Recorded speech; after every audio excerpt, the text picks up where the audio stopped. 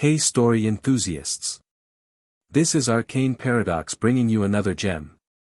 In this video, we present to you, what if Madame Pomfrey's emergency scan found 67 memory charms on Harry at age 9 and Gringotts declared war on Dumbledore. If you enjoy these stories as much as we enjoy sharing them, please like, subscribe, and share with your friends. Let's dive in. Chapter 1. The scan that changed everything. The autumn wind scattered leaves across Privet Drive as Harry Potter ran.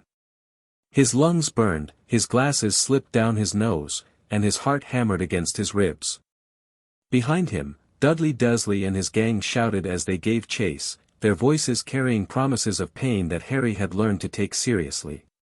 Get the freak! Harry ducked between houses, searching desperately for somewhere to hide. At 9 years old, he'd perfected the art of escape, a necessary skill when you were Dudley's favorite punching bag. But today, they'd cornered him after school with particular determination, and Harry knew he wouldn't outrun them forever. As he sprinted across the park, his foot caught on an exposed root, sending him sprawling across the grass. Pain shot through his ankle, and Harry knew he was done for. Footsteps approached, and he curled instinctively into a ball, waiting for the blows to come. Nowhere to run now, Potter, Dudley sneered, his round face flushed from the chase. His 4 friends formed a circle, trapping Harry completely. Harry closed his eyes, wishing with all his might to be somewhere, anywhere, else. The familiar sensation of dread coiled in his stomach, but alongside it came something new. Something that hummed beneath his skin like electricity, gathering in intensity until it felt like it might burst from his fingertips. "What's he doing?" one of Dudley's friends asked, taking a step back. Harry opened his eyes just in time to see a look of confusion cross Dudley's face. The air around them seemed to shimmer and distort, like heat rising from pavement on a summer day. "Stop being weird!" Dudley shouted, lunging forward with his fist raised. The energy within Harry exploded outward. A wave of invisible force knocked Dudley and his friends off their feet, sending them tumbling across the grass. The trees surrounding the park bent as though caught in a fierce gale. A nearby bench cracked down the middle, and the playground swings twisted around their supports. For one terrifying moment, Harry thought he'd somehow caused an earthquake.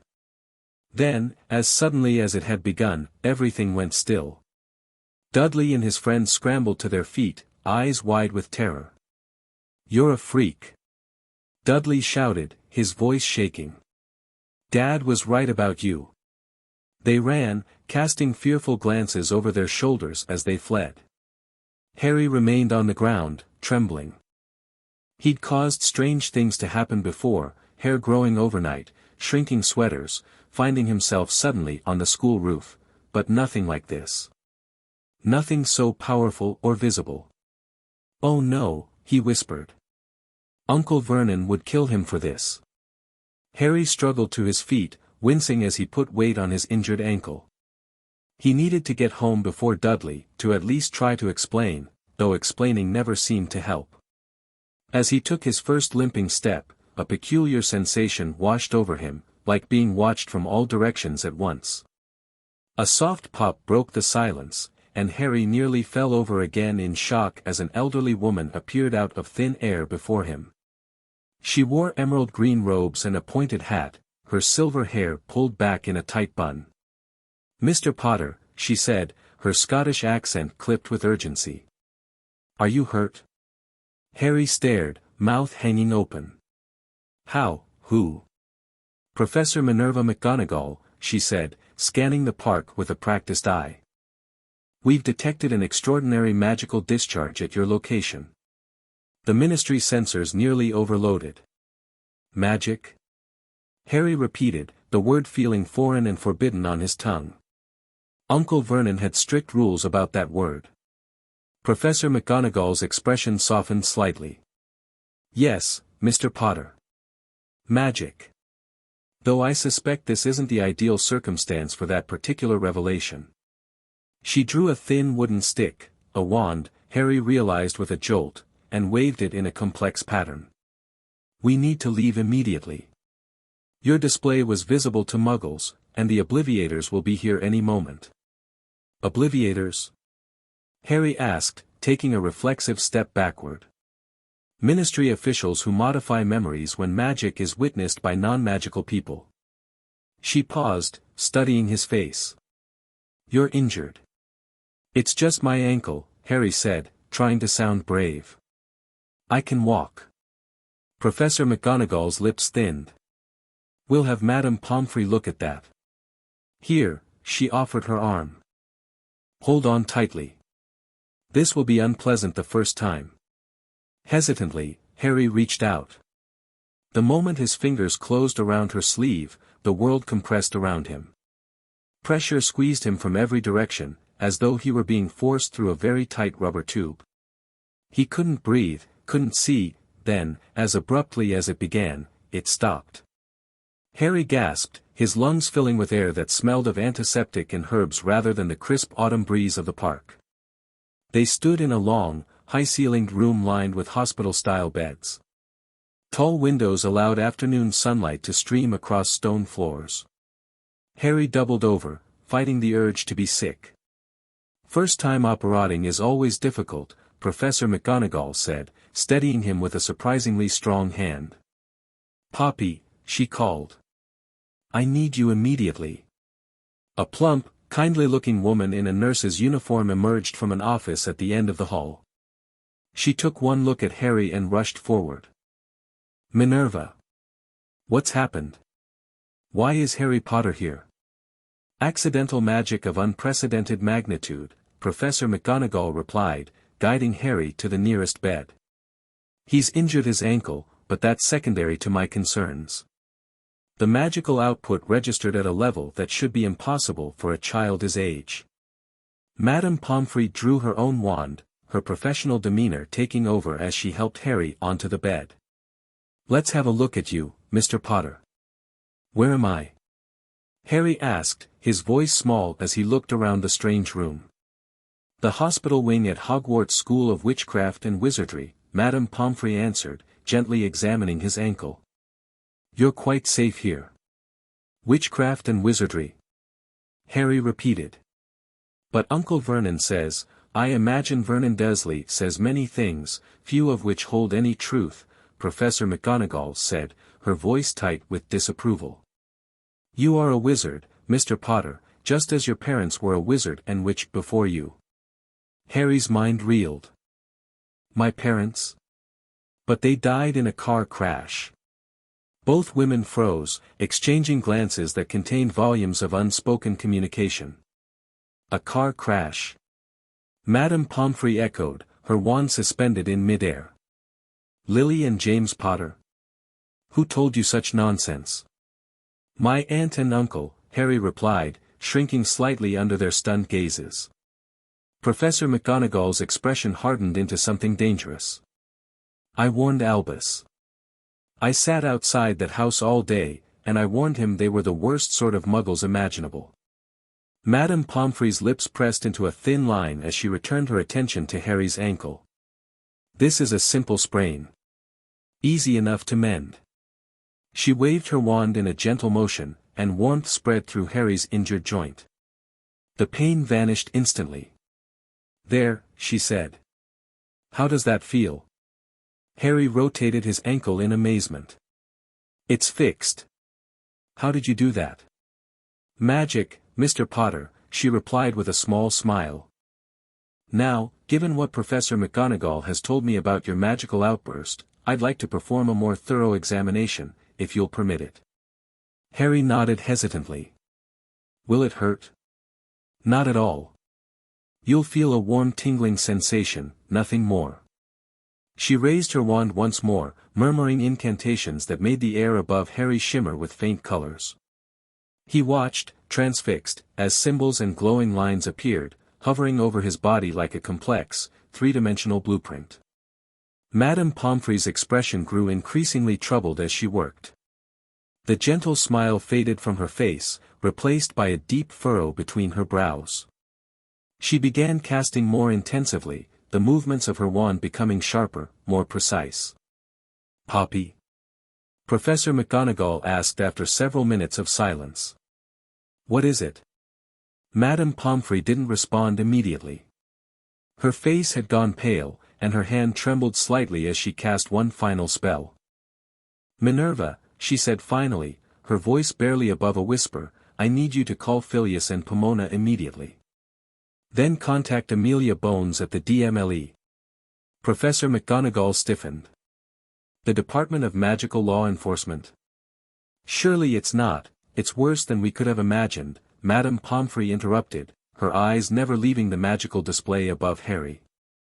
I found memory charms, Minerva. Dozens of them. Dozens? McGonagall repeated, her hand flying to her throat. 67, Madame Pomfrey specified, her voice now clinical despite the horror in her eyes. 67 distinct memory charms layered on a 9-year-old child. Some dating back to infancy. Harry looked between the two women, a cold feeling spreading through his chest. Memory charms. Someone's been changing my memories. Removing them, suppressing them, altering them, Madame Pomfrey confirmed grimly. It's the most extensive case of memory manipulation I've ever encountered. Professor McGonagall moved to the fireplace at the end of the ward, her movement stiff with shock. She threw a handful of glittering powder into the flames, which flared green, and began speaking rapidly to someone Harry couldn't see. Who would do this? Harry asked, his voice small. Madame Pomfrey's expression softened as she looked at him. That's what we need to find out, Mr. Potter. The magical signatures should help identify the caster, or casters. Will I get my memories back? With time and proper treatment, yes, she assured him. Though it will be a delicate process. Memory charms this extensive must be unraveled carefully to avoid damage. Professor McGonagall returned, accompanied by a tiny man with a shock of white hair and a round woman with flyaway grey curls beneath a patched hat. Both newcomers looked at Harry with expressions of concern that quickly morphed to shock as Madame Pomfrey showed them the magical skin hovering above him. Merlin's beard, breathed the tiny man, whom Harry presumed must be Professor Filius. This is unconscionable. The magical power required to maintain this many memory alterations. And on a child, added the round woman, Pomona, Harry guessed. Who could have had access to Harry all these years? A heavy silence fell over the group. Harry had the distinct impression they all had the same suspicion but were reluctant to voice it. Amelia will be here momentarily, Professor McGonagall said. She's bringing a team of aurors and a mind healer from St. Mungo's. Harry cleared his throat nervously. Excuse me, but, what's going to happen to me now? Will I have to go back to the Dursleys? The four adults exchanged glances. No, Mr. Potter, Professor McGonagall said firmly. You will not be returning to those people. Not after this discovery. Relief washed over Harry so intensely that he felt dizzy with it. Never going back to the Dursleys. It seemed too wonderful to be true. Before he could ask more questions, the hospital wing doors burst open. A stern-looking witch strode in, wearing a monocle and formal robes. Behind her followed 3 people in uniform-like red robes and a 4th in lime green. Minerva, the monocled witch said by way of greeting. Where is? Her eyes fell on Harry, and she stopped mid-sentence. My stars. He looks just like James. With Lily's eyes, McGonagall replied softly. Amelia, the situation is grave. Poppy, show her.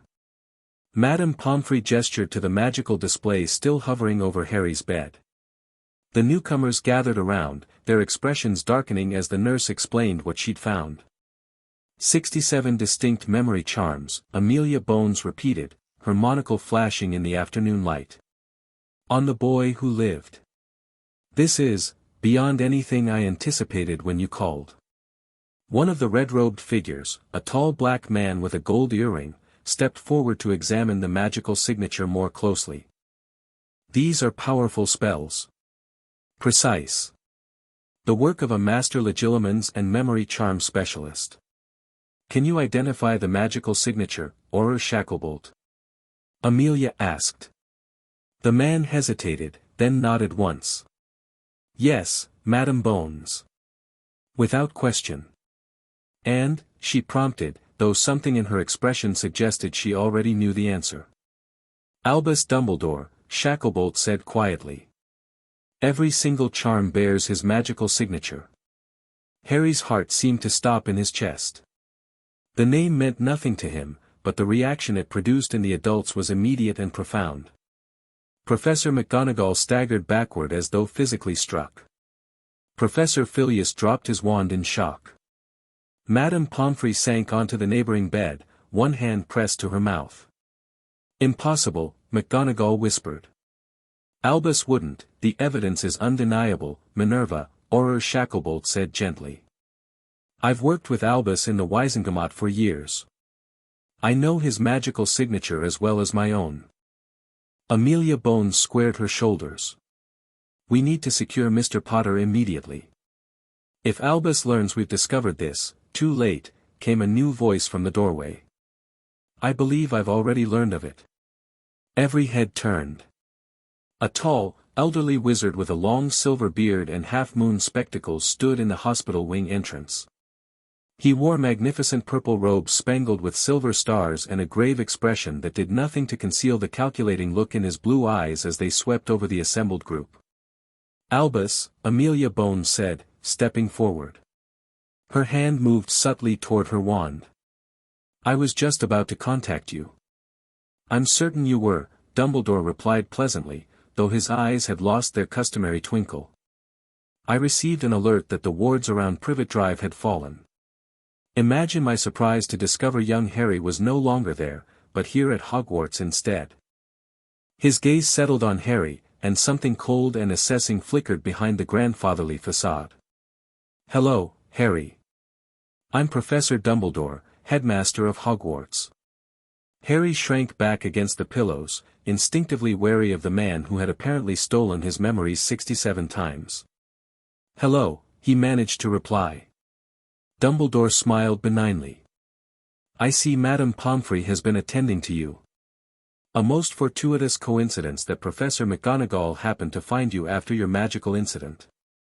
Not a coincidence, Albus, McGonagall said, her Scottish accent thickening with emotion. The monitoring charms on Harry registered magical output that threatened the statute of secrecy. I responded as deputy headmistress, as is my duty. Of course, Dumbledore nodded. Most prudent. Though I'm curious why you brought him to Hogwarts rather than simply obliviating the Muggle witnesses and returning him to his family. His ankle was injured, McGonagall replied stiffly. And given the magnitude of his accidental magic, I thought a medical examination warranted. A medical examination which has revealed something quite disturbing, Amelia Bones interjected. Albus Dumbledore, I must formally request that you surrender your wand while we investigate the unauthorized memory charms placed on Harry Potter. For the briefest moment, something dangerous flashed in Dumbledore's eyes, so quickly that Harry almost thought he'd imagined it. Then the headmaster's expression softened into one of sorrowful confusion. Memory charms, he echoed. I assure you, Amelia, I have placed no memory charms on young Harry. The magical signature is unmistakable, Shacklebolt insisted, stepping forward. Every charm bears your magical imprint, Albus. Most concerning, Dumbledore agreed, his brow furrowing. Perhaps someone has found a way to imitate my magical signature. A most sophisticated frame, if so. Amelia Bones' monocle caught the light as she narrowed her eye. We'll determine that through proper investigation. Your wand, please. Dumbledore's hand moved toward his pocket, then paused. His eyes flickered again to Harry, then back to Amelia. I'm afraid I cannot comply, old friend. Not until I've had a chance to examine these supposed memory charms myself. If someone is using my magical signature for nefarious purposes, I must know how. That's not how this works, Albus, Amelia said, her wand now clearly visible in her hand. Surrender your wand now, or I'll be forced to place you under arrest. The temperature in the room seemed to drop several degrees. The other Aurors had drawn their wands as well, moving to flank their leader. Professor McGonagall looked torn between horror and determination as she subtly positioned herself between Dumbledore and Harry's bed. "I had hoped to resolve this misunderstanding amicably," Dumbledore sighed, drawing his wand with deceptive casualness. "For the greater good, Harry must return to his relatives, where the blood wards will protect him." "Blood wards that apparently didn't protect him from you," Amelia countered. "Last warning, Albus. Surrender your wand." Instead of complying, Dumbledore flicked his wand in a movement almost too fast to see. A wave of invisible force knocked the Aurors off balance. In the same motion, he turned toward Harry, his wand aimed directly at the boy's forehead. "Obliviate," Dumbledore began, but before he could complete the spell, 3 voices shouted in unison, "Protego."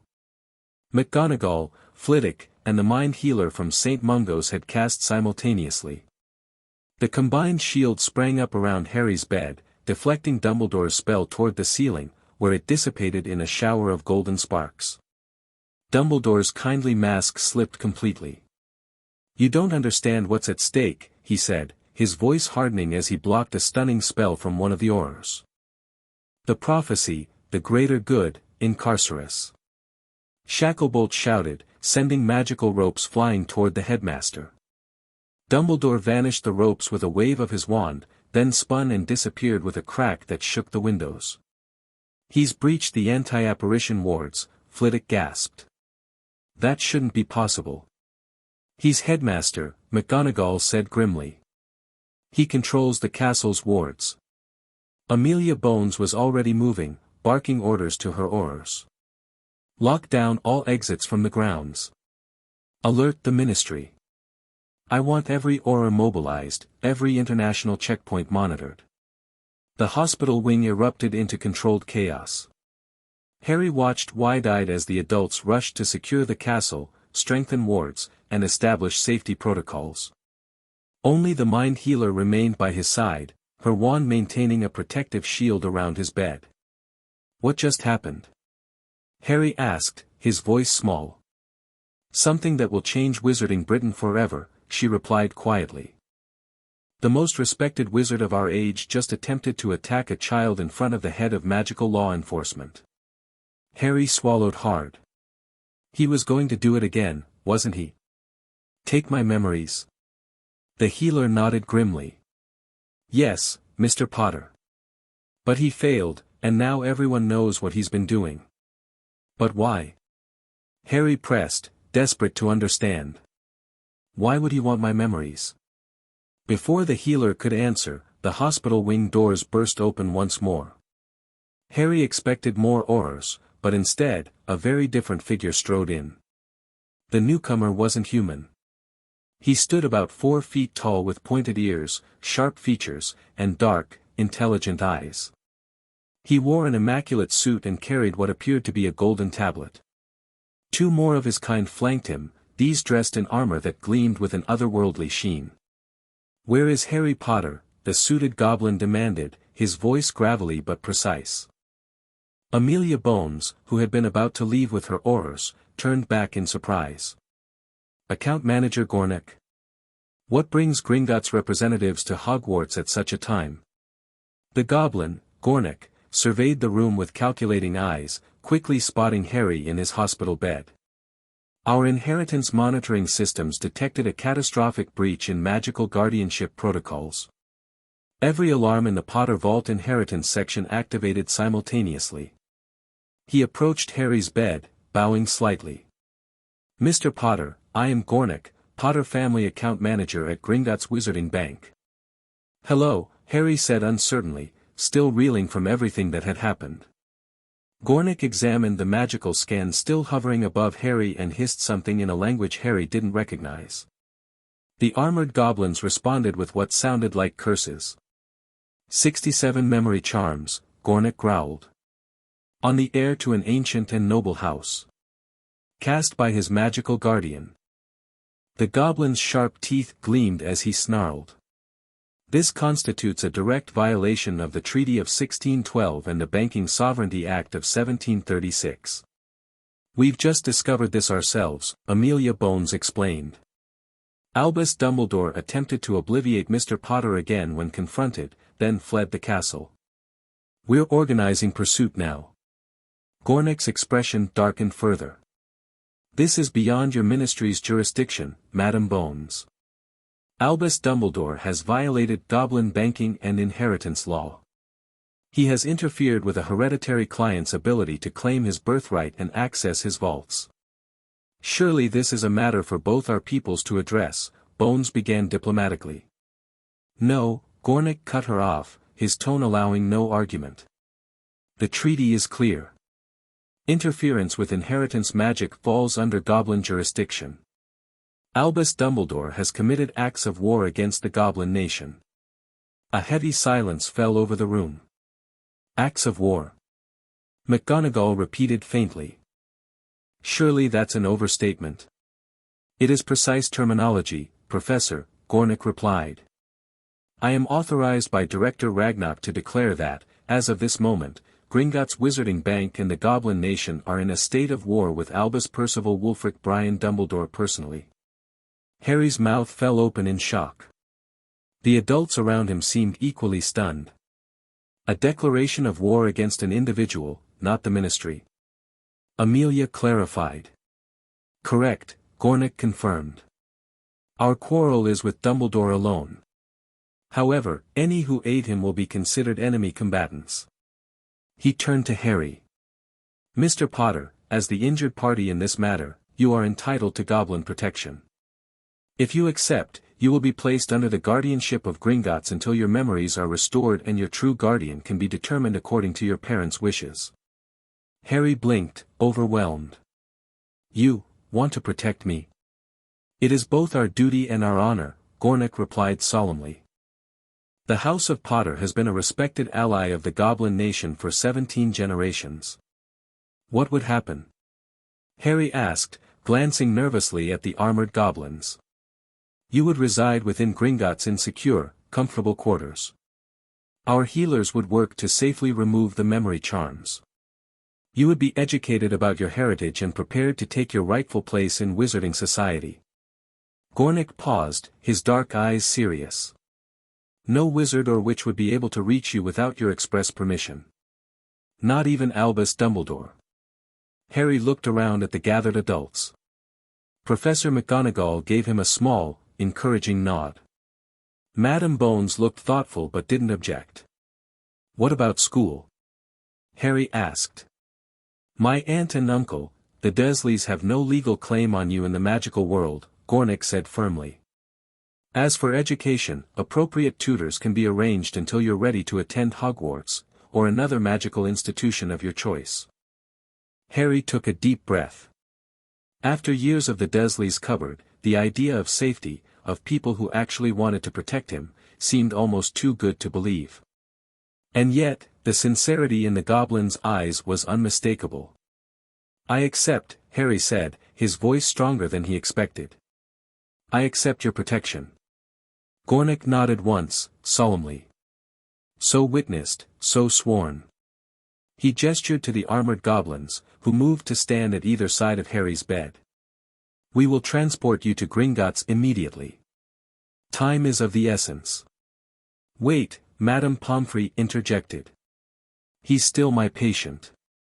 I should accompany him, at least initially, to brief your healers on my findings. Gringott considered this, then inclined his head. Acceptable. Professor McGonagall, Madam Bones, do either of you object to Mr. Potter's decision? Amelia Bones shook her head. Given the extraordinary circumstances, I believe goblin protection is the most secure option for Mr. Potter. The Ministry acknowledges Gringotts' claim in this matter. I only wish to ensure Harry's well-being, McGonagall added. If I may be permitted to visit? Once security protocols are established, approved visitors will be permitted, Gringott confirmed. He handed the golden tablet to one of the armored goblins, who held it out to Harry. Place your hand on the tablet, Mr. Potter. It will authorize your temporary ward status under Gringotts' protection. Harry reached out, laying his palm flat against the cool metal. The tablet warmed beneath his touch, golden light spreading from his fingers across the engraved surface.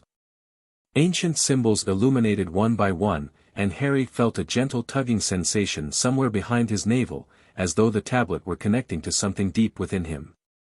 The blood recognizes the claim, Gringott said with satisfaction. House Potter acknowledges Gringott's guardianship. He took the tablet back, tucking it into an interior pocket of his suit. We depart immediately. How will you transport him? Madame Bones asked. The castle is in lockdown. Gringott smiled thinly.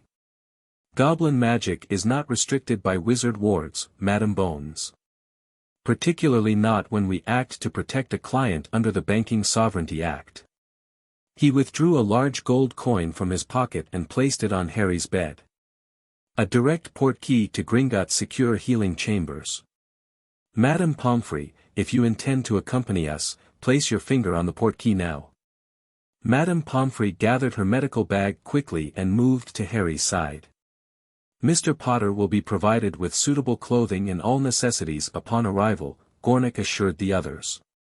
When he is settled, I will send word regarding visitation protocols. Harry looked around the hospital wing one last time. Everything was happening so fast. Just hours ago, he'd been running from Dudley in Little Whinging. Now he was about to travel by magical means to a goblin bank, declared a ward of a non-human species, with a powerful wizard apparently at war over him. Ready, Mr. Potter? Gringott asked, his finger poised above the coin. Harry nodded, trying to look braver than he felt. Ready. Place your finger on the coin. On my count. 3, 2, 1. Harry touched the gold surface. Instantly, he felt a powerful hook somewhere behind his navel, yanking him forward. The world dissolved into a whirlwind of color and sound. The hospital wing vanished, and for several disorienting seconds, he was spinning through nothingness. Then his feet hit solid ground. Harry stumbled, saved from falling only by the steady grip of one of the armored goblins.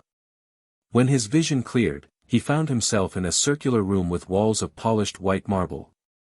Elaborate runes were carved into every surface, glowing faintly with inner light. A large bed with crisp white linens dominated the center of the room, surrounded by various instruments and devices Harry didn't recognize. Welcome to Gringotts' healing chambers, Mr. Potter, Gringott said, straightening his suit. Your new temporary home. Madame Pomfrey was already conferring with two goblin healers who had appeared from an adjoining room. They wore pristine white robes embroidered with gold symbols, and regarded the floating magical scan above Harry with professional interest. The memory charms are extensively layered, she was explaining. Some appear to be over specific memories, while others seem designed to suppress abilities or personality traits. One of the goblin healers nodded. We can see the pattern. Fascinating structure, methodical suppression of magical potential combined with targeted removal of specific memories. Can you remove them? Harry asked anxiously. The goblin healer turned to him with a surprisingly gentle expression. Yes, Mr. Potter. Goblin memory healing differs significantly from wizard techniques. We can unravel these charms without damage to your mind. It won't happen all at once, the second healer added. The process must be gradual to allow your mind to reintegrate each memory naturally. Harry nodded, trying to absorb everything. What happens now? Gringott stepped forward. First, rest. The portkey journey is taxing, particularly for one who has undergone magical trauma. Tomorrow, once you've recovered, we will begin assessment of the charms and plan their removal. We will also discuss your inheritance in greater detail. My inheritance? Harry echoed. The Potter vaults, properties, investments, and hereditary seats, Gringott elaborated. All of which have been sealed since your parents' deaths, awaiting your majority, or the breaking of the memory charms that prevented you from claiming them earlier.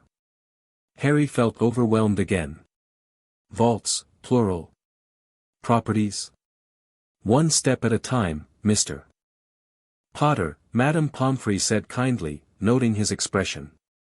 For now, let's get you settled and examined more thoroughly. The next few hours passed in a blur of activity. Harry was given a thorough medical examination by the goblin healers, who documented numerous health issues beyond the memory charms: malnutrition, improperly healed bones, untreated vision problems, and magical core constriction. Each discovery seemed to darken Gringotts' expression further. By evening, Harry had been given several potions to begin addressing the health concerns, fitted with temporary corrective lenses that made his vision clearer than it had ever been, and provided with comfortable clothes that actually fit. A young female goblin named Sharptooth brought him dinner on a silver tray, more food than the Dursleys had ever given him at one meal, and explained that she would be his primary attendant during his stay. Account Manager Gringott asked me to inform you that the director wishes to meet with you tomorrow after your first healing session, she said as Harry marveled at the succulent roast beef on his plate. It's a great honor. Director Ragnarok rarely meets with wizards personally. Why does he want to meet me? Harry asked between mouthfuls. Sharptooth's expression grew serious. The declaration of war against Dumbledore is the first such declaration in over a century. The director wishes to explain the implications personally. After dinner, exhaustion finally caught up with Harry. The goblin healers provided him with a dreamless sleep potion, and he sank into the most comfortable bed he'd ever experienced. His last coherent thought before drifting off was that, for the first time in his memory, he felt truly safe. Morning arrived with the gentle chiming of crystal bells. Harry opened his eyes to find sunlight streaming through what appeared to be windows high in the chamber walls, though he knew they must be magical as they were surely underground in the bank. Sharptooth arrived moments later with breakfast and fresh clothes. The healers will arrive in 1 hour to begin the first memory charm removal, she informed him. Then Director Ragnarok will see you at midday.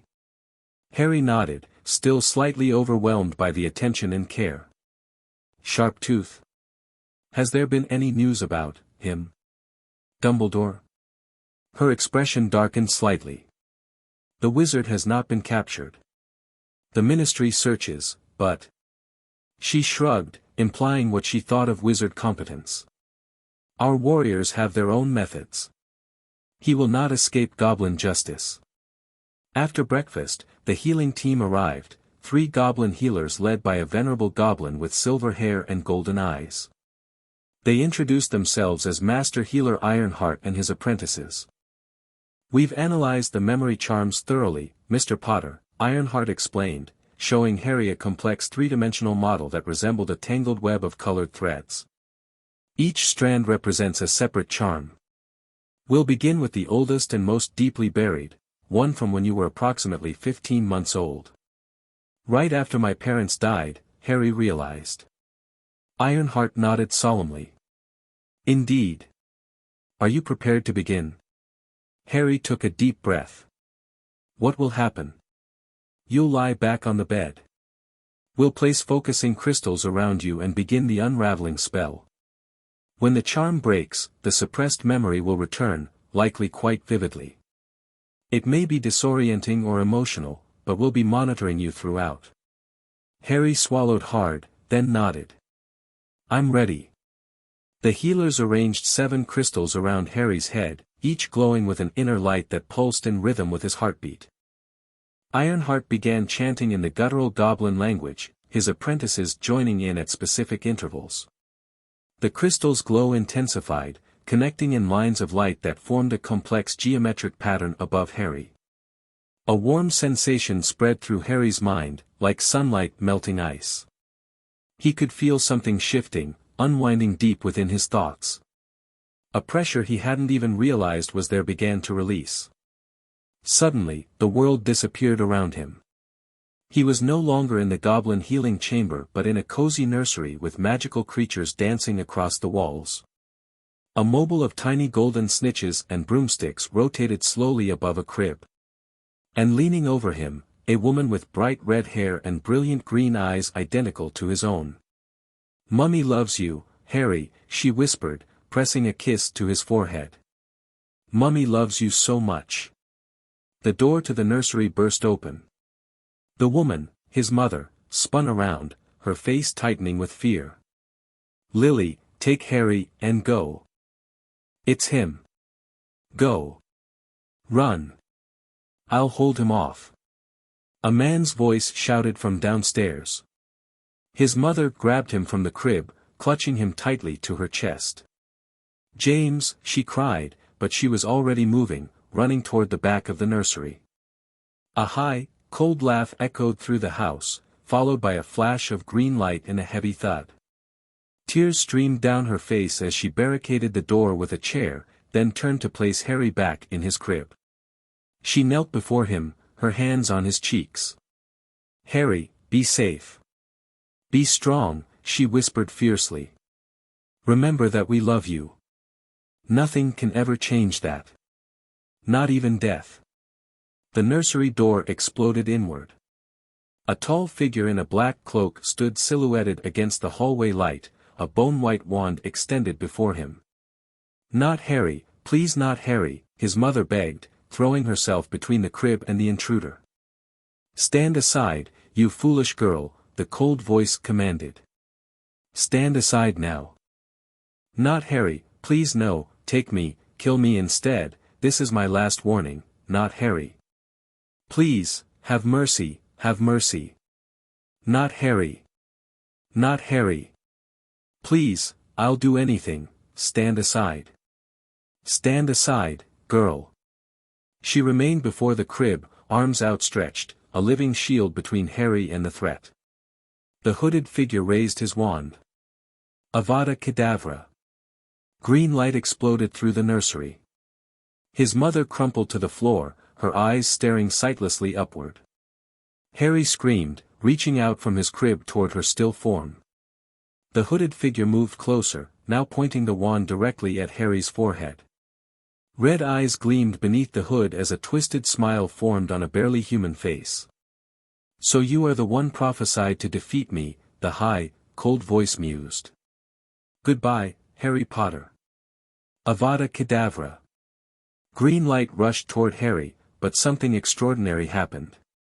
The spell struck him, searing pain exploded in his forehead, but instead of killing him, the curse rebounded. It struck the hooded figure, who shrieked in agony as his body seemed to disintegrate, leaving only empty robes that collapsed to the nursery floor. Harry cried out for his mother, but she didn't move. Blood trickled down his forehead from a lightning-shaped cut, and the room began to fill with smoke from fires started by the magical backlash. Time seemed to jump forward. Harry was still in his crib, but now a huge man with a wild beard was lifting him gently, wrapping him in a blanket as tears streamed into the massive beard. "Poor little Tyke," the giant sobbed. "Don't you worry, Harry. Hagrid's got ya now." The scene shifted again. Harry was bundled in the giant's arms as they met a tall, thin man with long dark hair who looked utterly devastated.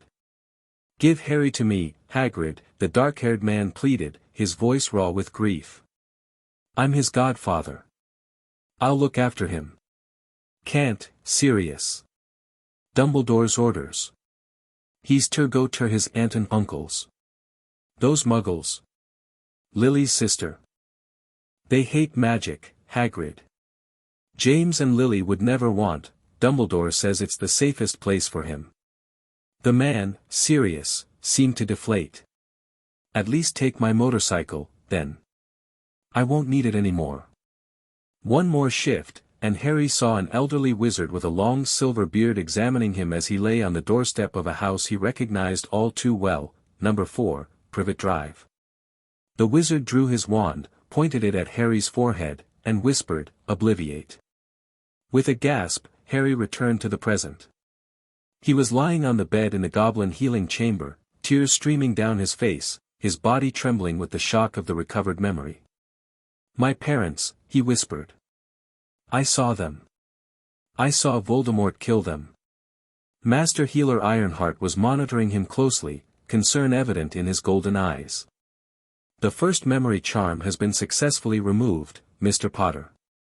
That was your genuine memory of the night your parents died, the memory Albus Dumbledore stole from you." Harry sat up slowly, feeling oddly lightheaded. "They didn't die in a car crash. My mother died protecting me. And there was a man, my godfather, Sirius. He wanted to take me. Ironheart exchanged glances with his apprentices. This information will be of great interest to Director Ragnarok. Rest now, Mr. Potter. Your mind needs time to integrate the recovered memory. Harry lay back, his mind racing despite his exhaustion. His parents hadn't been worthless drunks, as the Dursleys had always claimed. His mother had died trying to save him. He had a godfather somewhere who had wanted him. And Albus Dumbledore had stolen those truths from him, deliberately leaving him in ignorance with people who despised him. By the time Sharptooth arrived to escort him to Director Ragnarok's office, Harry's shock had hardened into determination. He followed the young goblin through the gleaming marble hallways of Gringotts, aware of the respectful nods from goblin workers and the curious glances from wizards conducting business in the bank. Director Ragnarok's office was located deep within the bank, past numerous security checkpoints. When Harry finally entered, he found himself in a vast circular chamber lined with weapons, tapestries depicting ancient battles, and glass cases containing artifacts of immense magical power. Director Ragnarok himself sat behind a desk of black marble inlaid with gold. He was older than the other goblins Harry had met, with steel-gray hair and eyes like polished onyx. His suit was impeccably tailored, and numerous medals and insignia decorated his chest. "Harry Potter," he said, rising to his feet. "Thank you for joining me. Please, be seated." Harry sat in the ornate chair opposite the desk, trying not to fidget under the director's intense gaze. "I understand your first memory recovery session was successful," Ragnarok began, consulting a parchment before him. "Yes, sir," Harry replied. "I remembered the night my parents died. And that I have a godfather, Sirius." Ragnarok's expression darkened. "Sirius Black. Yes. That situation is complicated. We will address it shortly." He set the parchment aside and leaned forward. "Mr. Potter, do you understand why Gringotts has declared war on Albus Dumbledore?" Harry hesitated. Account manager Gornick said it was because he violated inheritance laws and banking sovereignty. "Precisely," Ragnarok nodded. "The memory charms Dumbledore placed on you were specifically designed to prevent you from accessing your birthright. By suppressing your knowledge of the magical world, your heritage, and even your own abilities, he effectively stole your inheritance as surely as if he had broken into your vaults." "My vaults?" Harry echoed. "I have more than one. The Potter family is ancient, Mr. Potter.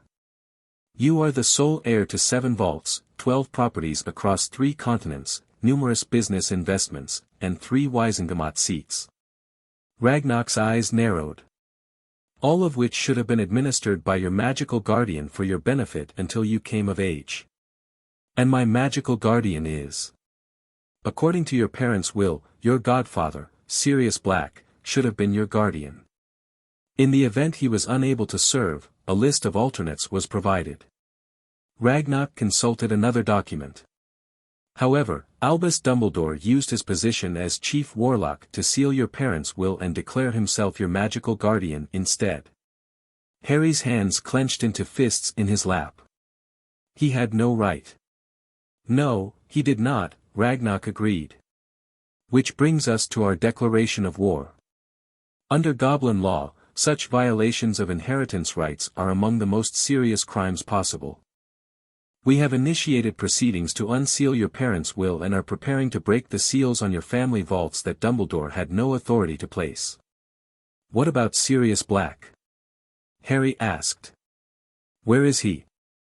Why couldn't he take me?" Ragnarok's expression grew even grimmer. "Sirius Black was arrested the day after your parents' deaths, accused of betraying their location to Voldemort and murdering another friend of theirs, Peter Pettigrew, along with 12 Muggle bystanders." Harry felt as though he'd been punched in the stomach. "My godfather betrayed my parents?" "That is what Wizarding Britain believes," Ragnarok said carefully. "However, our investigations have revealed inconsistencies. Black was sent to Azkaban, the wizard prison, without a trial. The evidence against him was circumstantial at best. Without a trial? Harry repeated, horrified. How is that possible? The aftermath of Voldemort's fall was a chaotic time. Many legal procedures were abbreviated. Ragnar's tone suggested exactly what he thought of such shortcuts. In light of the memory we recovered today, Gringotts has petitioned the Ministry to review Sirius Black's case immediately. Harry sat back in his chair, trying to process everything. Director Ragnar, what happens now? With the war against Dumbledore, I mean. Ragnar steepled his long fingers. Goblin wars are not like wizard wars, Mr. Potter. We do not engage in open battles or indiscriminate violence. Our war on Dumbledore takes the form of legal, financial, and political action. We have frozen all assets he controls, revoked his access to Gringotts, and initiated investigations into every organization he heads. Like Hogwarts?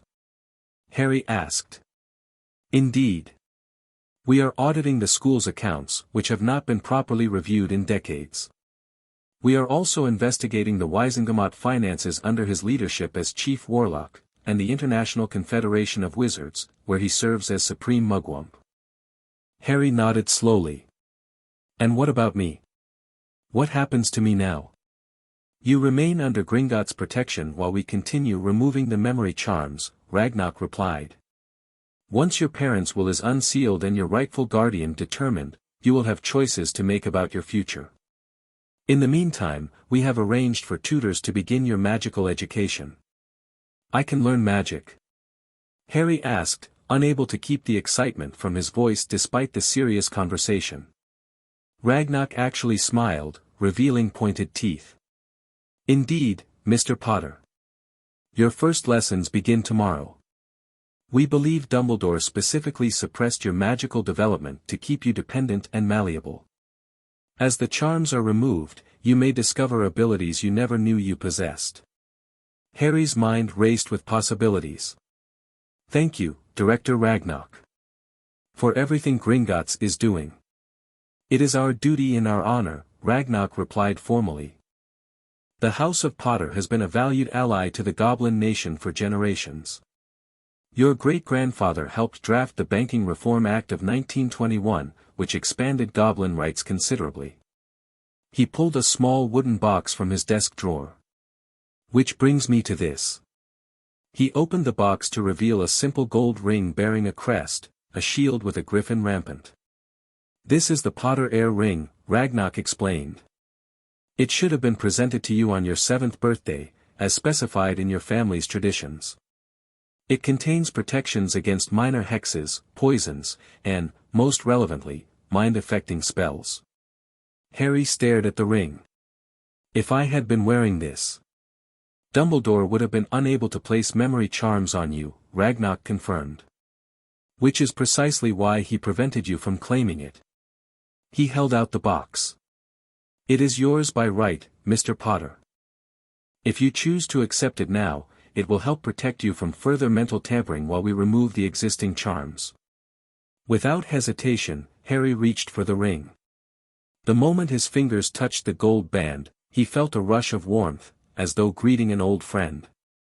He slipped it onto the ring finger of his right hand, where it adjusted itself perfectly to his size. For an instant, a golden glow surrounded him, then faded. The ring has accepted you, Ragnar said with satisfaction. The heir is acknowledged. May you wear it in health and honor, Harry Potter. Thank you, Harry replied, a sense of rightness settling over him as he looked at the ring. Something that belonged to his family, his heritage, was finally where it should be. The meeting continued for another hour as Ragnar outlined the immediate steps Gringotts would take regarding Harry's situation. A healer would continue memory charm removal daily.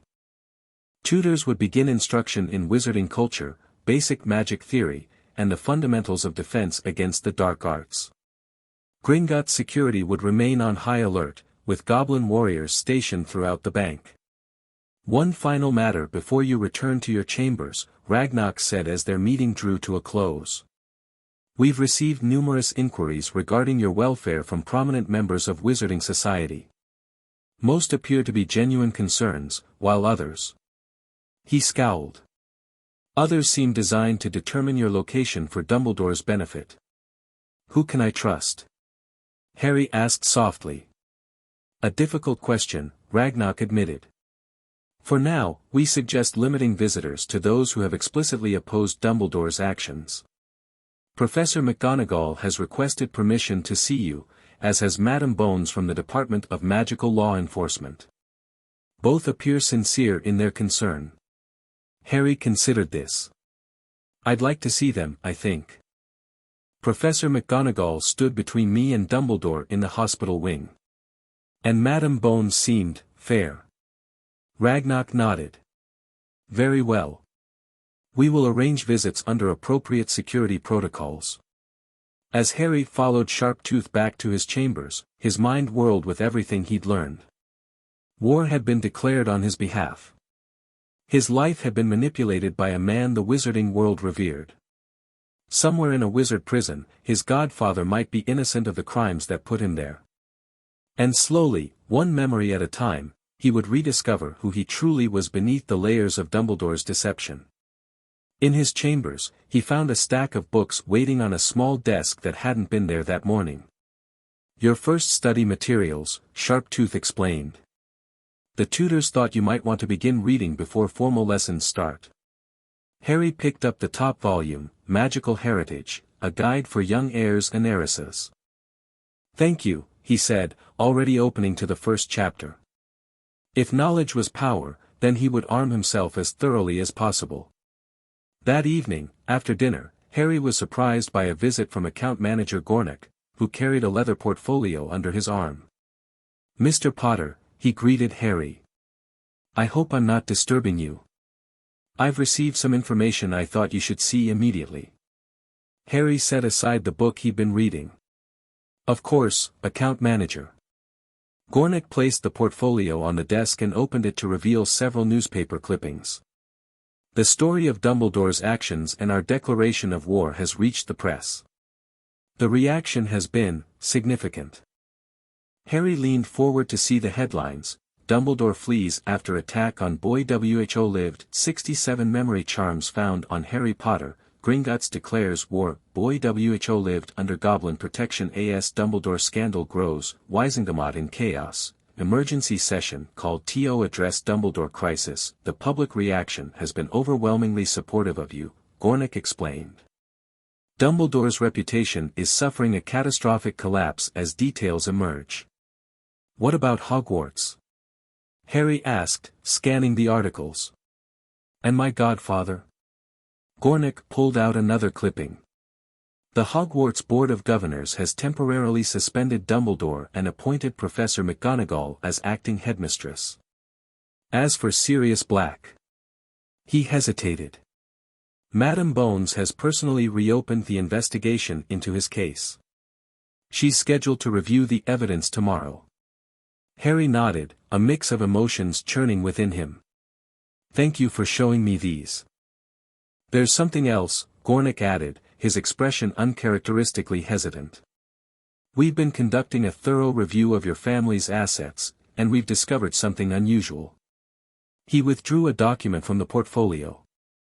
A cottage in Godric's Hollow, where your parents died, was never added to the official Potter property inventory. Instead, it was declared a historical landmark by the Ministry at Dumbledore's recommendation. A historical landmark? Harry repeated. You mean, because of what happened there? With Voldemort? Precisely. It was preserved in the state it was in after the attack, then warded against entry except by authorized personnel. Gringott's eyes narrowed. Dumbledore kept the only access key. Harry frowned. Why would he do that? That's what we intend to find out. As your financial guardians, we've petitioned the Ministry for access to the property. If approved, would you wish to visit? It may contain additional clues about Dumbledore's actions, and perhaps personal items belonging to your parents. Harry's heart raced at the thought. The house where his parents had lived, where they had died protecting him. Yes, he said firmly. I want to see it. Very well. I'll inform you when the ministry responds to our petition. Gringott gathered the newspaper clippings back into the portfolio. One final update, Director Ragnarok has scheduled a press conference for tomorrow to address wizarding concerns about our declaration of war. He wishes to make it clear that regular banking services will continue uninterrupted. After Gringott departed, Harry returned to his reading with renewed determination. The book explained the responsibilities and privileges of magical heirs, the importance of family magic, and the role of hereditary seats in wizarding government. It was as though a veil was being lifted, allowing him to see the world that should have been his birthright all along. Later that night, as Harry drifted towards sleep, he touched the Potter ring on his finger. For the first time in his life, he felt connected to his family, to his past and his future. Whatever Dumbledore had done, whatever secrets still lay hidden beneath the remaining memory charms, Harry was determined to face them head-on. Tomorrow would bring another recovered memory, another piece of himself restored. And with each piece, he would become stronger, more capable of facing whatever challenges awaited him in this new world of magic and possibility. As sleep claimed him, his last thought was of his mother's words, finally returned to him after years of being locked away: be safe. Be strong. Remember that we love you. Nothing can ever change that. Not even death. Chapter 2, Memories Unbound. Harry woke to the soft chiming of crystal bells for the third morning of his stay at Gringotts. Sunlight, magical or otherwise, streamed through the high windows of his chamber, casting golden patterns across the marble floor. He sat up, touching the Potter ring that now gleamed on his finger, grounding himself in the reality of his new life. 2 days had passed since the first memory charm had been broken. 2 days of intensive healing sessions, magical education, and meetings with various goblin officials. 2 days of headlines screaming about Dumbledore's betrayal and the unprecedented goblin declaration of war against a single wizard. 2 days of remembering who he truly was. Harry slid from bed and padded to the ornate wardrobe that Sharptooth had filled with clothing in his size, proper wizard robes, casual wear, and even formal attire for official meetings. He still found himself running his fingers over the fine fabrics in wonder, marveling at clothes that weren't threadbare hand-me-downs from Dudley. A gentle knock at the door announced Sharptooth's arrival with breakfast. "Good morning, Herr Potter," she greeted him, setting a silver tray on the small table by the window. Steam rose from a bowl of porridge topped with fresh berries and honey, accompanied by toast, eggs, and a pot of hot chocolate. "Master Healer Ironheart will arrive in 1 hour for your session. Director Ragnarok requests your presence at the press conference afterward if you feel up to it." Harry nodded, taking a seat at the table. "I'd like to attend," he said, reaching for the hot chocolate. "I should be there if they're talking about me." Sharptooth gave an approving nod. "A proper heir's attitude. I've laid out appropriate robes for the occasion." She hesitated, then added, "There's been a development regarding your godfather. The director will brief you after the healing session." Harry's spoon paused halfway to his mouth. "Is it good news or bad news?" "I'm not authorized to say, Herr Potter," Sharptooth replied, her expression carefully neutral. "Only that it's significant." After she departed, Harry ate quickly, his mind racing with possibilities. Had they found evidence of Sirius's innocence? Or confirmed his guilt? The uncertainty gnawed at him as he prepared for the day ahead. When Master Healer Ironheart arrived with his team, Harry was ready, seated on the edge of his bed in fresh clothes, hands clasped to hide their slight trembling. "Good morning, Herr Potter," the elderly goblin greeted him. "How are you feeling after yesterday's session?" "Better than I expected," Harry admitted. The second memory charm they'd broken had revealed a much happier memory, playing with his parents in their garden, his father transforming into a magnificent stag while his mother laughed and clapped Harry's hands together. The headache faded quickly this time. "Excellent," Ironheart nodded. "Your mind is adapting to the process. Today, we'll attempt something more challenging, 2 interconnected memory charms cast within days of each other when you were approximately 5 years old." Harry frowned. "What makes them interconnected?" They appear to target the same event from different angles, the healer explained, gesturing for Harry to lie back. One suppresses the event itself, while the other suppresses your emotional reaction to it. A sophisticated approach, suggesting Dumbledore was particularly concerned about this memory. Harry settled onto the bed, his heart rate accelerating. Let's do it. The healers arranged the now familiar crystals around his head, the pulsing light synchronizing with his heartbeat. The chanting began, first Ironheart alone, then joined by his apprentices in harmony. The warm sensation spread through Harry's mind once more, but this time it was accompanied by a sharp pressure behind his eyes, like a building headache. Resistance, Ironheart murmured, adjusting his incantation. These charms are anchored more firmly. Breathe deeply, Air Potter. Harry focused on his breathing, willing the pressure to subside. The crystals glowed brighter, their light almost blinding now. Something within his mind twisted, fought, then finally snapped with an almost audible crack. The healing chamber vanished. He was 5 years old, running down the pristine sidewalk of Privet Drive, tears streaming down his face. His oversized clothes flapped around his skinny frame as he fled from Dudley and his friends, who had been playing their favorite game, Harry hunting. His glasses, broken and held together with tape, slipped down his nose, but he didn't dare slow down to push them back up. Freak! Dudley shouted behind him. Wait till I tell Dad what you did to my new toy. Harry hadn't meant to do anything to Dudley's remote-controlled car. He just wanted to look at it, but when Dudley had shoved him away, the toy had suddenly shot across the room and smashed into the wall, breaking into pieces. Uncle Vernon would be furious, would lock him in his cupboard for days without food. Again. As he ran, Harry wished desperately for somewhere safe to hide. Somewhere Dudley and Uncle Vernon and the constant fear couldn't reach him. That's when he saw it, a peculiar shimmer in the air at the end of Wisteria Walk, like heat rising from pavement. Without thinking, Harry ran straight toward it. The world blurred around him. For a moment, sounds became muffled, colors faded, and his body felt weightless. Then everything snapped back into focus, and Harry found himself standing in a place he'd never seen before. It was a village square with quaint cottages and shops surrounding a central green. People walked about in the strangest clothes, robes and cloaks and pointed hats. A sign nearby read, Godric's Hollow. None of the pedestrians seemed surprised by Harry's sudden appearance, a few even smiled and nodded at him as they passed. Harry stood frozen, trying to make sense of what had just happened. Had he imagined it?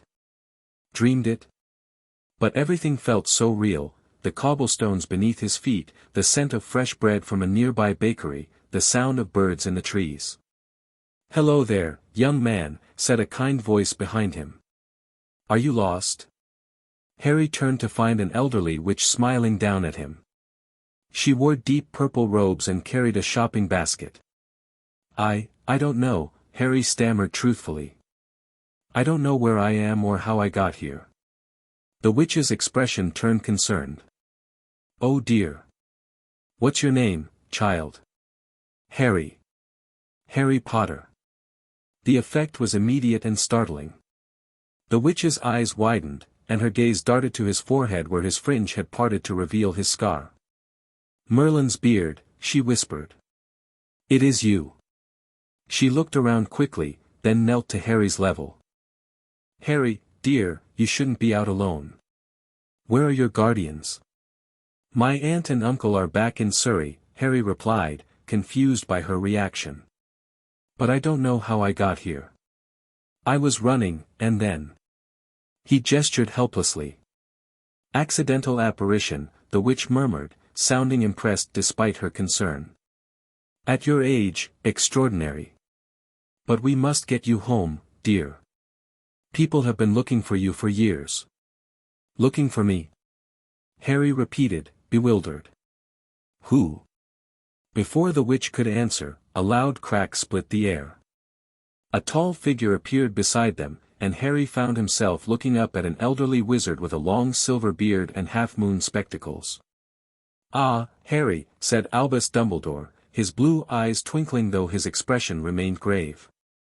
"There you are, my boy. You've given us quite a fright." The elderly witch clutched her chest. "Professor Dumbledore. Thank goodness. I've just found Harry Potter wandering the square, says he accidentally apparat here from Surrey." "Indeed?" Dumbledore raised his eyebrows. "Most remarkable. Thank you, Bathilda, for your assistance. I'll ensure Harry returns safely to his family." "But Albus, the witch," Bathilda protested, "surely he shouldn't go back to those muggles. Not when he's showing such magical ability already." "James and Lily would never have, I assure you," Dumbledore interrupted gently but firmly. "Everything is being handled according to Lily and James's wishes. Harry's protection is my highest priority." He extended a hand to Harry. "Come, my boy. Your aunt and uncle are quite worried." Harry doubted that very much, but he took the offered hand reluctantly. Something about the old wizard made him uneasy, though he couldn't say why. As Dumbledore's fingers closed around his, Harry felt a strange pressure in his head, like someone pressing against his thoughts. "Curious," Dumbledore murmured, so softly that Harry barely heard him. "Such natural shields at this age."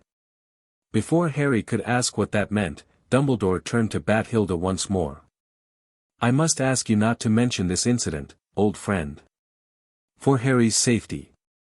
The witch nodded reluctantly. "Of course, Albus. If you think it best." She gave Harry a sad smile. "Goodbye, dear. Perhaps we'll meet again when you're older." With another loud crack, the village disappeared. Harry found himself standing at the end of Privet Drive with Dumbledore, who immediately knelt before him. "Harry," he said gently, "what you did today was remarkable magic. But it's very important that you return to your aunt and uncle's home. The protection there keeps you safe." "Safe from what?" Harry asked, finding his voice. "Uncle Vernon locks me in the cupboard. Dudley hurts me." "How is that safe?" A flicker of something, regret, concern, crossed Dumbledore's face before his expression smoothed once more. "I understand life with your relatives isn't always pleasant, but there are greater dangers in our world, Harry. Dangers I've worked very hard to protect you from." "Our world?" Harry repeated. "You mean where those people were wearing robes? Where my parents came from?" Dumbledore's eyes narrowed slightly. "What do you know about your parents, Harry?" "Almost nothing," Harry admitted. "Aunt Petunia says they were freaks who died in a car crash. But that lady knew their names. James and Lily." "I see." Dumbledore sighed heavily. "Harry, I'm afraid you're still too young to understand everything. But one day, when you're older, I promise you will know the truth." He drew a slender wooden wand from his sleeve, and Harry instinctively took a step backward, suddenly afraid. "Don't worry, my boy," Dumbledore smiled kindly. "This won't hurt at all. You'll simply forget our little adventure today. For your own protection, you understand. Obliviate." The wand tip glowed, and Harry felt a strange sensation like cobwebs being draped over his mind. The memory of the village, of Bathilda, of magic, began to fade. "And now," Dumbledore continued, his wand still pointed at Harry's forehead, a slight emotional adjustment to prevent further accidental magic of this magnitude. "No need for such strong fear responses to trigger magical transportation." The wand moved in a complex pattern. "There. That should ensure you remain safely with your relatives until the proper time." Harry's terror at the thought of facing Uncle Vernon's punishment ebbed, replaced by a dull resignation. The desperate desire to escape, to find somewhere safe, dimmed to a quiet, hopeless acceptance. Dumbledore pocketed his wand and led Harry back down the street. "Your aunt and uncle's home is this way, Harry. I've spoken with them, they won't punish you for running away this time." Young Harry followed obediently, the memory of Godric's Hollow already fading from his conscious mind. With a gasp, Harry returned to the present, to the goblin healing chamber. He sat bolt upright, nearly knocking over the crystal arrangement. "He suppressed my magic," Harry said, his voice shaking with anger. "I accidentally brought to a magical village when I was 5, and he made me forget it. He did something to my emotions, made me stop trying to escape the Dursleys." Master Healer Ironheart was monitoring him carefully, concern evident in his golden eyes. "A particularly insidious pair of charms," he confirmed. "The memory suppression combined with emotional manipulation to ensure you wouldn't attempt such powerful accidental magic again." "That village," Harry said, the details still vivid in his newly recovered memory. "Godric's Hollow. That's where my parents lived, isn't it? Where they died?" "Yes," Ironheart nodded. "Your magic took you there instinctively, a remarkable feat for a child so young. Most adult wizards cannot operate such distances without specific training." Harry's mind raced. "There was a witch there who knew me, Bathilda, Dumbledore called her. She seemed shocked that I was living with muggles." Bathilda Bagshot, one of the apprentice healers supplied. "A renowned magical historian. And, if I'm not mistaken, a longtime neighbor of the Dumbledore family in Godric's Hollow." Ironheart made a note on his parchment. "This memory reveals much about Dumbledore's methods. Not only did he suppress your knowledge of the magical world, but he actively dampened your magical abilities and emotional responses. The emotional manipulation charm likely contributed to your acceptance of your relative's mistreatment." The implications hit Harry like a physical blow. "He wanted me miserable," he whispered. "He wanted me weak and ignorant and grateful when he eventually came to take me away." "A reasonable conclusion," Ironheart agreed grimly. "The pattern of charms suggests he was molding you according to some predetermined plan." Harry swung his legs over the side of the bed, fighting the lingering dizziness. "I need to speak with Director Ragnarok." "After you've rested," Ironheart insisted. "Breaking multiple connected charms is taxing on your magical core and mind. Take this restorative potion and lie back. Director Ragnarok will see you before the press conference." Reluctantly, Harry complied, downing the sweet-tasting potion and allowing himself to recline. The healer was right, his head pounded, and his limbs felt leaden with exhaustion. But beneath the physical fatigue burned a new emotion, righteous anger. Dumbledore hadn't just hidden Harry's past from him, he'd actively suppressed Harry's magical development, enforced his isolation, and ensured his continued suffering at the Dursleys. And for what? What possible justification could there be for such systematic manipulation of a child?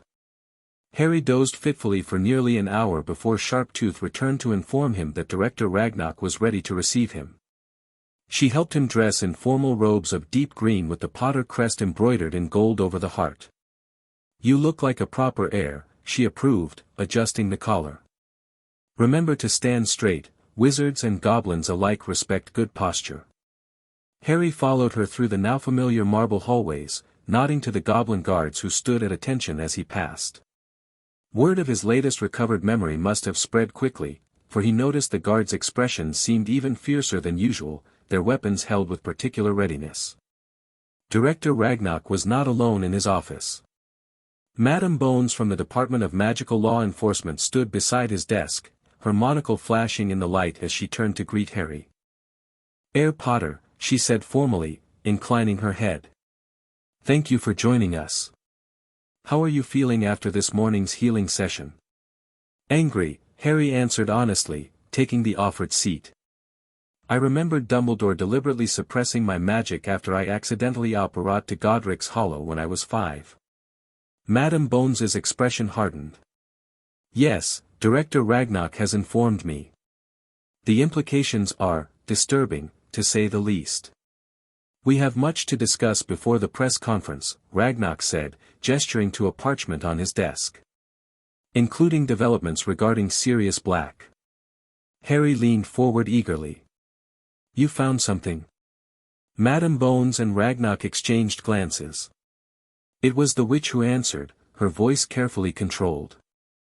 "Upon reviewing the case files, which had been sealed under Dumbledore's authority as Chief Warlock, I discovered there was no trial. No interrogation record. Not even a preliminary hearing. Her lips pressed into a thin line. Sirius Black was simply thrown into Azkaban on Dumbledore's recommendation, based on circumstantial evidence and hearsay. That's illegal, isn't it? Harry asked. Highly, Madam Bones confirmed. Even during wartime, certain protocols must be followed. I've ordered Black transferred to a secure medical facility within the Ministry for proper evaluation and questioning under Veritaserum. When? The transfer is happening as we speak, she replied. I'm overseeing it personally to ensure no interference. Harry understood her meaning. With Dumbledore still at large and his supporters still in positions of power, his godfather remained vulnerable. There's more, Ragnock added, pushing a different document toward Harry. Our audit of the Potter accounts has revealed monthly transfers to a vault registered to Peter Pettigrew, the man Black allegedly murdered, continuing for years after his supposed death. Harry stared at the parchment in shock. Pettigrew is alive? It would appear so, Ragnock nodded grimly. The transfers were authorized by Albus Dumbledore as your magical guardian, using Potter family funds. The most recent withdrawal was just 3 weeks ago. Madam Bones leaned forward, her expression intense. This evidence, combined with the lack of proper judicial process, suggests a deliberate cover-up. If Pettigrew is alive, it casts serious doubt on the entire narrative of Black's betrayal. Harry's mind whirled. First, his memories had been stolen. Then, his magical abilities suppressed. Now, it seemed his godfather had been falsely imprisoned while his parents' real betrayer roamed free, all orchestrated by the man the wizarding world had trusted most.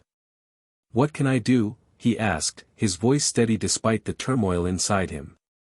For now, attend the press conference, Ragnock advised. Your presence will demonstrate Gringotts' commitment to your protection and reinforce our position against Dumbledore. Afterward, I suggest you meet with your solicitor to discuss potential legal actions regarding both Black's case and the misappropriation of Potter funds. I have a solicitor. The Potter family has retained Greengrass Legal Consortium for generations, Ragnock explained. Lord Cygnus Greengrass has requested a meeting with you at your earliest convenience.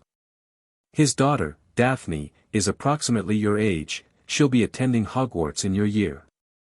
Madam Bones checked a slim, silver pocket watch. The press is gathering. We should prepare you for the questions they're likely to ask. The next 15 minutes were a crash course in media relations.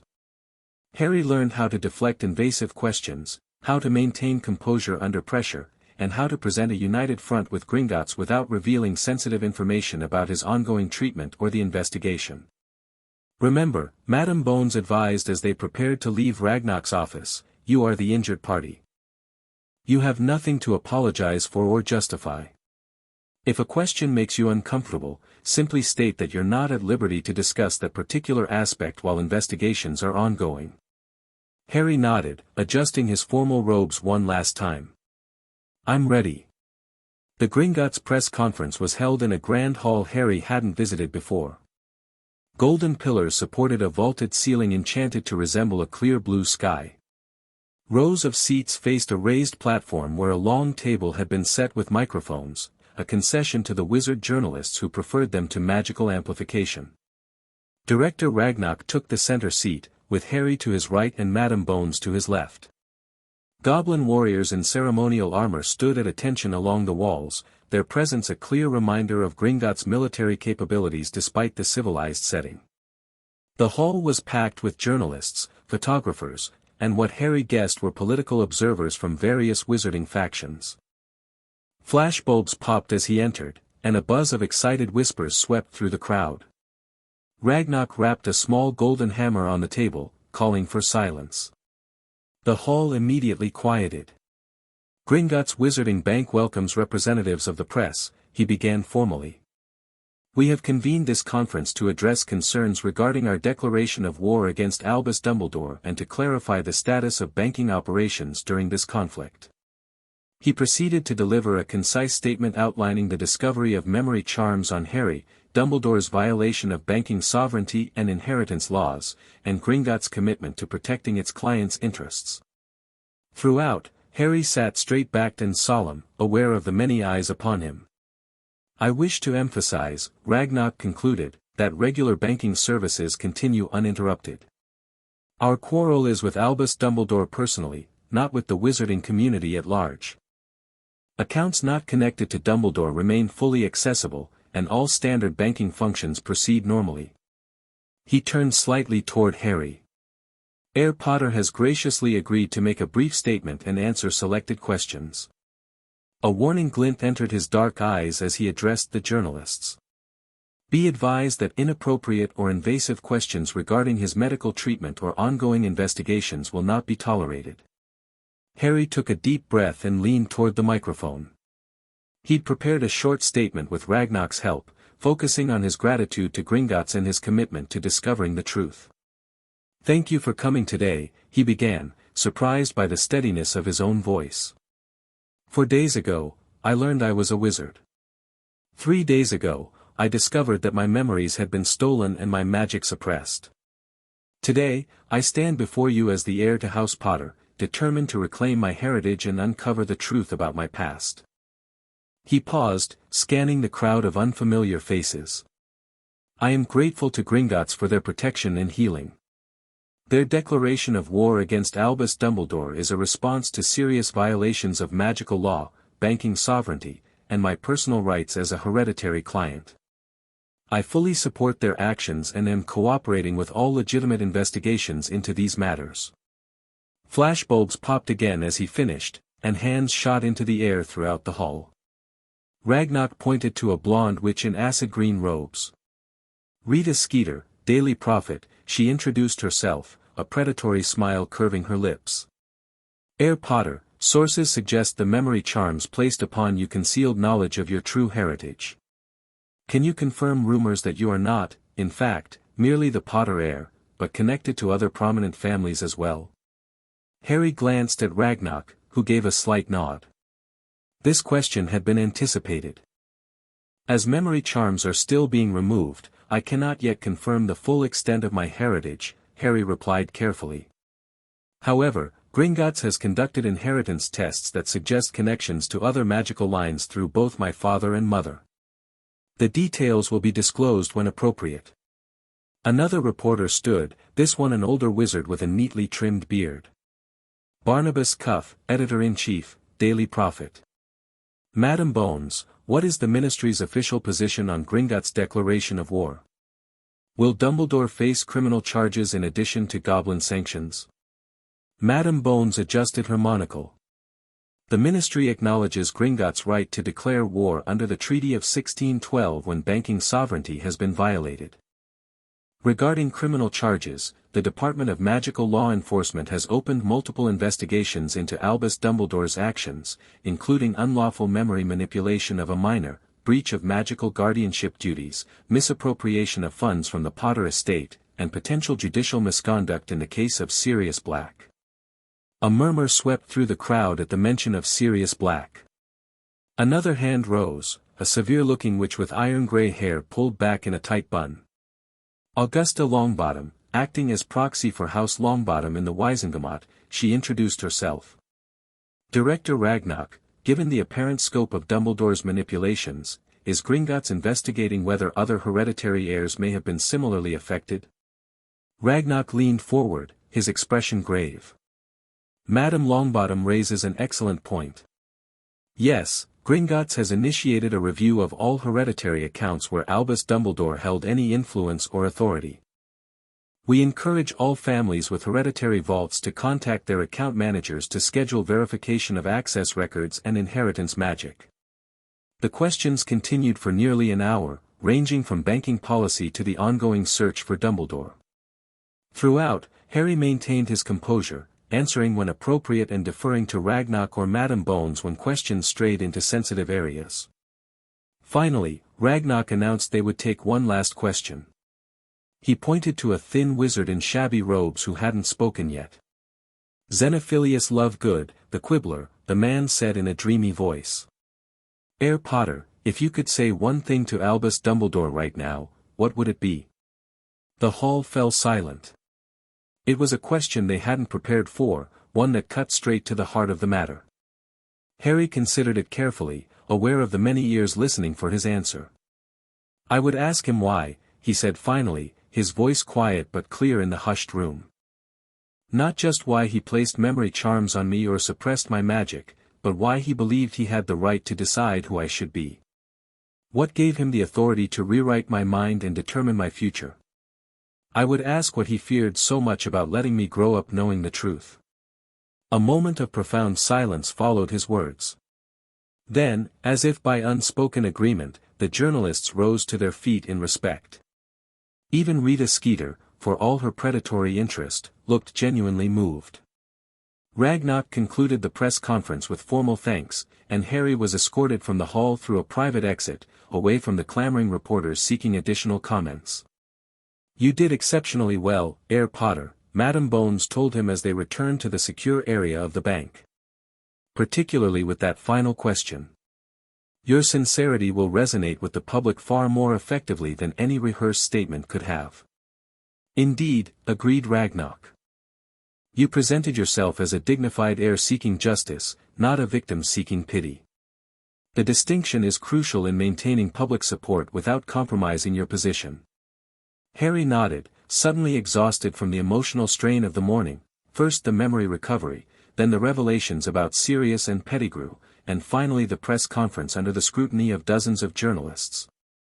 I think I need to rest before meeting with Lord Greengrass, he admitted. A wise decision, Ragnarok approved. I'll reschedule your appointment for tomorrow morning. In the meantime, Madame Bones has brought someone who wishes to see you, if you feel up to one more brief meeting. Harry raised an eyebrow questioningly. Madame Bones smiled slightly. My niece, Susan, she explained. She's your age, will be in your year at Hogwarts.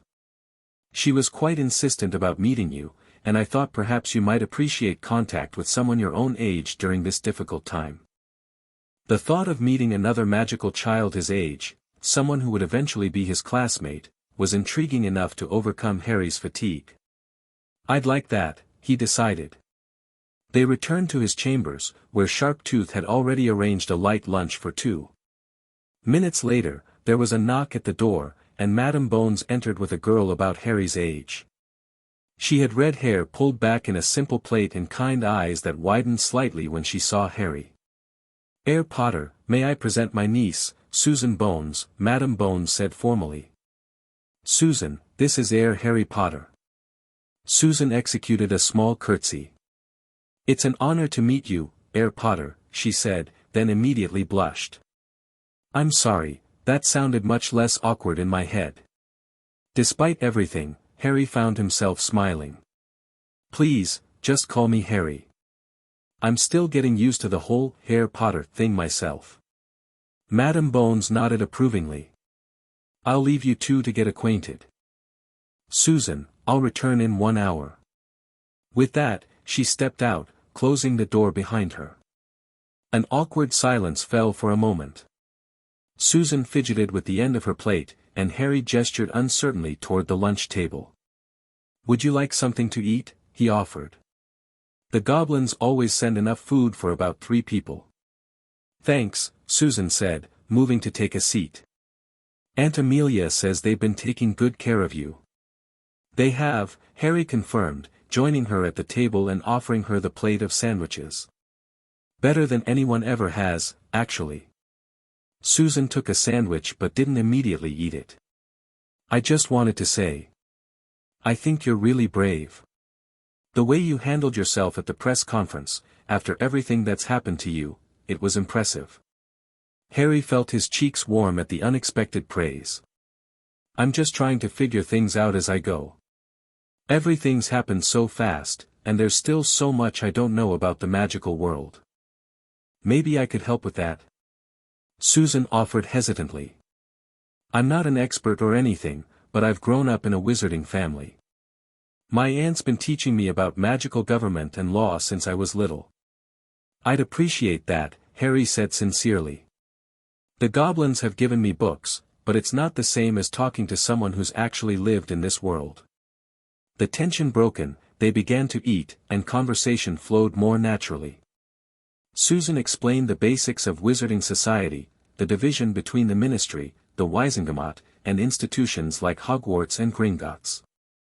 She described the 4 Hogwarts houses with admirably little bias, though she admitted she hoped to be sorted into Hufflepuff like her parents had been. "What about you?" she asked.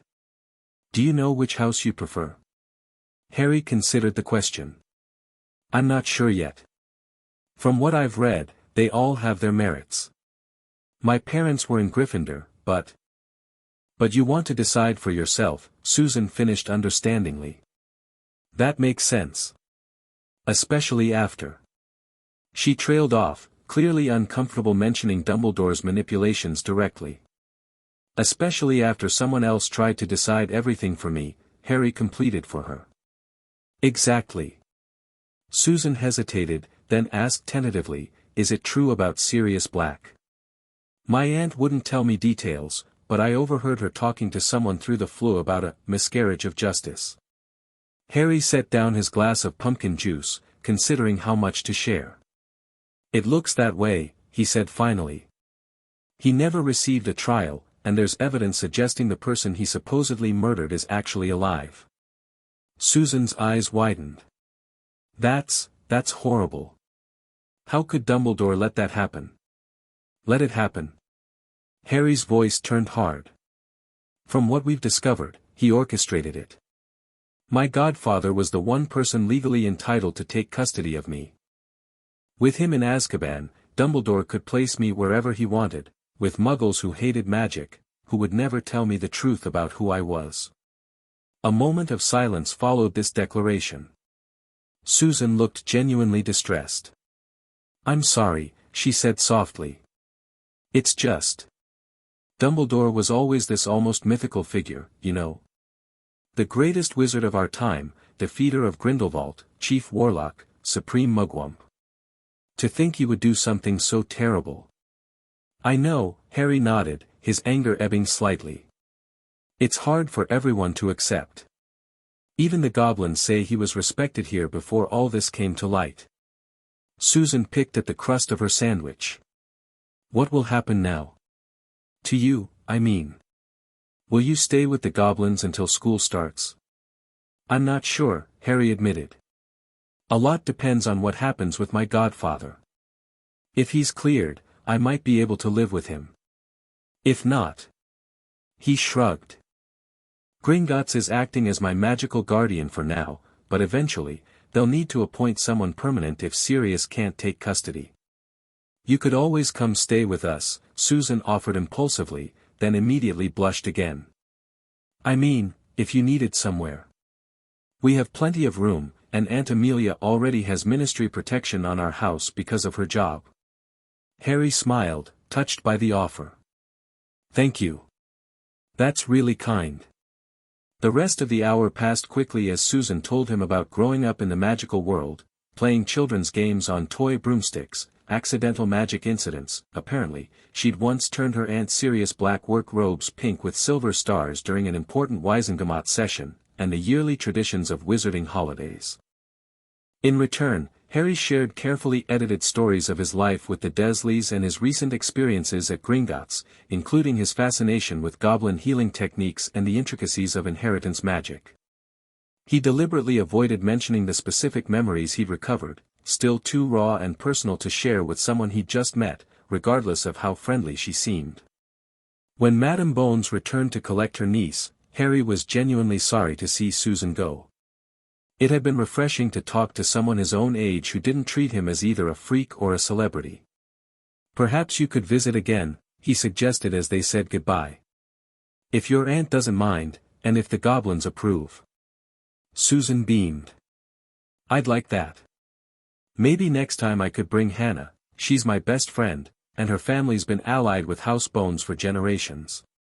After they departed, Harry retreated to his bed for the rest he'd promised to take. His mind, however, refused to quiet, filled with the morning's revelations, the public appearance, and now the unexpected pleasure of making what might be his first real friend in the magical world. He must have dozed off eventually, for he woke to Sharptooth gently shaking his shoulder. Dusk had fallen, and the magical windows now showed a star-filled sky. Potter, she said when she saw he was awake. I apologize for disturbing your rest, but an urgent communication has arrived from the Ministry of Magic. Harry sat up quickly, instantly alert. About Sirius? Sharptooth nodded, handing him a sealed parchment bearing the official seal of the Department of Magical Law Enforcement. Madam Bones sent this by special courier just minutes ago. Harry broke the seal with trembling fingers and unfolded the parchment. Potter, I write to inform you that Sirius Black has been administered Veritaserum under controlled conditions in the presence of 3 Wisengamot members unaffiliated with Albus Dumbledore. Under its influence, he has provided testimony that fully exonerates him of all charges related to your parents' deaths and the murder of Peter Pettigrew. Black has confirmed that Peter Pettigrew was your parents' secret keeper, not himself as was widely believed. He has further testified that Pettigrew is an unregistered animagus capable of transforming into a rat, which explains how he has evaded capture these many years. Based on this testimony and the financial evidence provided by Gringotts, I have issued an order for Black's immediate release and medical treatment. He is currently under healer care at St. Mungo's Hospital, recovering from prolonged Dementor exposure. I must caution you that his recovery will take time. 8 years in Azkaban have taken a severe toll on his physical and mental health. The healers advise a gradual reintroduction to normal life and social interactions. He has asked to see you as soon as his condition stabilizes, likely within the next 2 to 3 days. Please inform me if you wish to arrange a supervised visit. A statement regarding Black's innocence will be released to the press tomorrow morning. I thought you should be informed first, given your personal connection to the case. Respectfully, Amelia Bones, Director, Department of Magical Law Enforcement. Harry read the letter twice, then a third time, allowing the reality to sink in. His godfather was innocent. He'd been falsely imprisoned for 8 years while the real traitor lived free. And soon, Harry would meet him. Is it good news, Potter? Sharptooth asked, noting his stunned expression. Yes, Harry managed, his voice thick with emotion. My godfather is innocent. They're releasing him from prison. Sharptooth's eyes widened slightly. This is significant indeed. I shall inform Director Ragnarok immediately.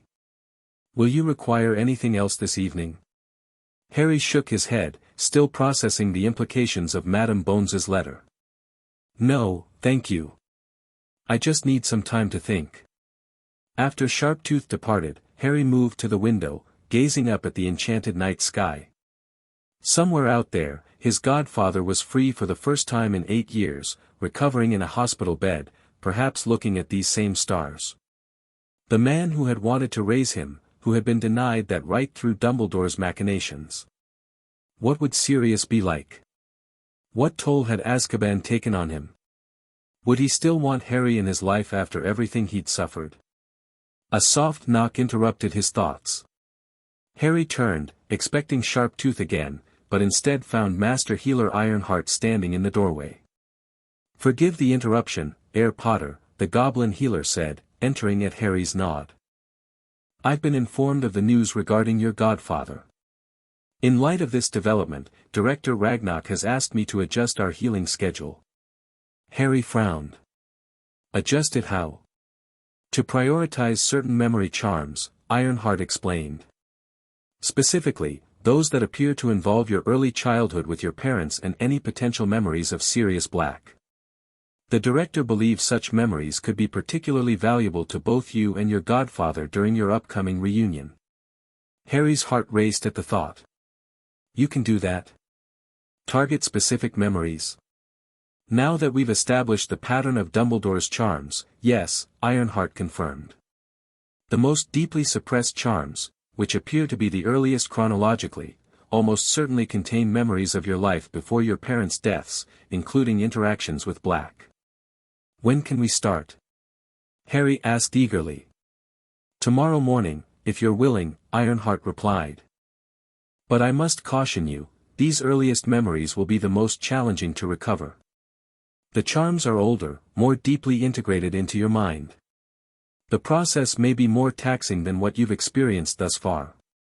Harry didn't hesitate. I want to try. If there's any chance I can remember my godfather from before everything happened, I want those memories back. Ironheart nodded solemnly. Very well. We will begin at dawn. I suggest you rest as much as possible tonight to prepare your mind. After the healer departed, Harry found himself too restless to follow his advice. Instead, he retrieved one of the books on magical law from his desk and began reading about godparent bonds in wizarding culture. According to the text, magical godparents underwent a ritual similar to a magical oath, pledging to protect and nurture their godchildren as their own.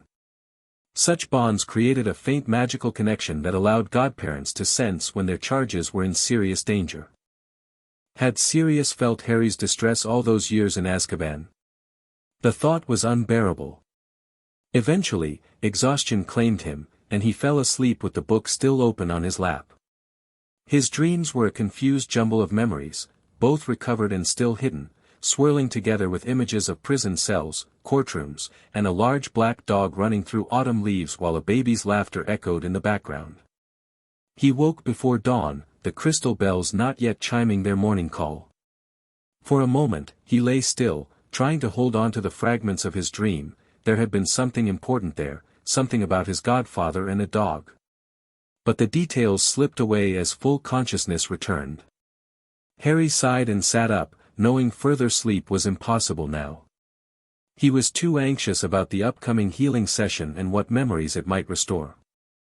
Sharptooth arrived with breakfast just as the first rays of dawn light appeared in the enchanted windows. She seemed unsurprised to find him already awake and dressed.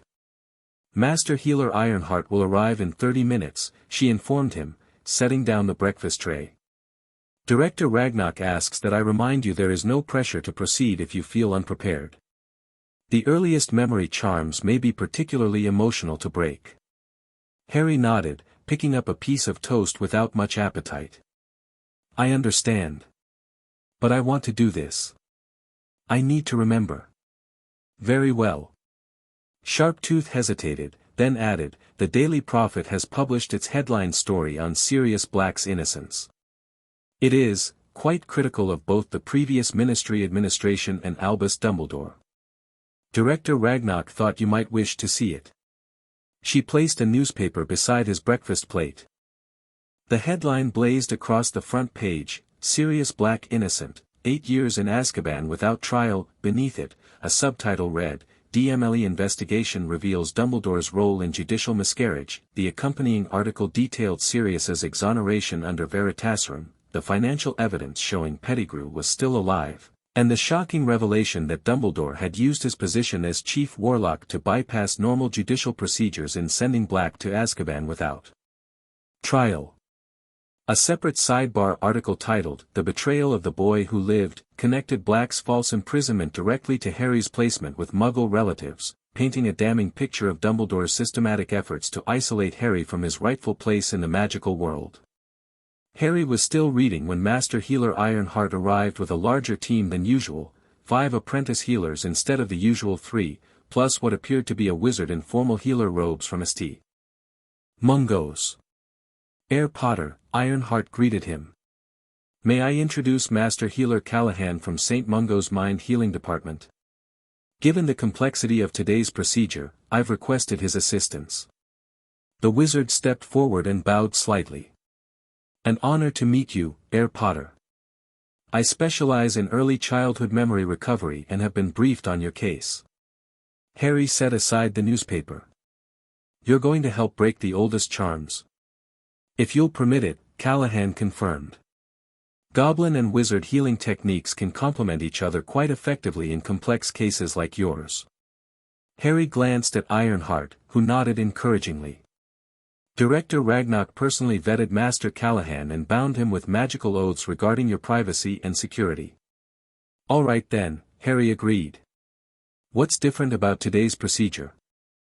The healers had him lie down as usual, but this time, in addition to the crystal arrangement around his head, they positioned 7 runestone markers in a circular pattern around the bed itself. Healer Callahan explained as they worked, the oldest memory charms are the foundation upon which the later ones were built. Breaking them requires not just unlocking the specific memories but also carefully unwinding the structure that Dumbledore created to contain your early childhood recollections. It's rather like removing the cornerstone from a building, one of the goblin apprentices added. If done improperly, the entire structure could collapse. That sounds dangerous, Harry observed. Hence our caution and the expanded team, Ironheart assured him. The runestones will create a secondary containment field to prevent magical backlash from affecting your core as the charms break. When everything was arranged to the healer's satisfaction, Ironheart and Callahan took positions at the head and foot of the bed respectively. The goblin apprentices stationed themselves around the circle of runestones, their hands hovering over the carved symbols. We will begin with the earliest charm we can identify, Ironheart explained. Cast when you were approximately 15 months old, just weeks before your parents' deaths. Are you prepared? Harry took a deep breath and nodded. I'm ready.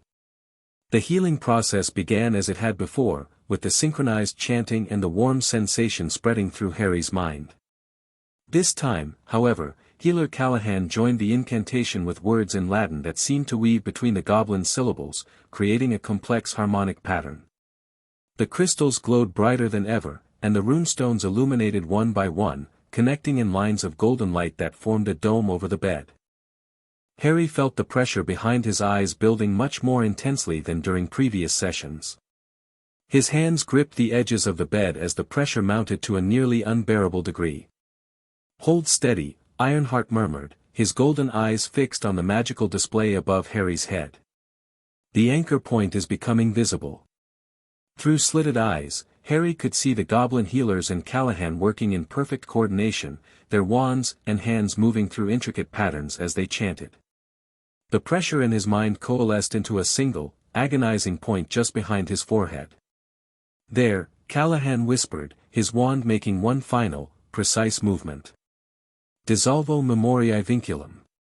The pressure exploded outward, and Harry felt something fundamental shift within his mind, as though a door long sealed had suddenly been thrown wide open. The world dissolved around him, and he was falling into the past. He was tiny, cradled in strong arms against a broad chest. A deep voice hummed a lullaby as they swayed gently back and forth in a nursery bathed in soft golden light. That's my godson, the voice murmured proudly.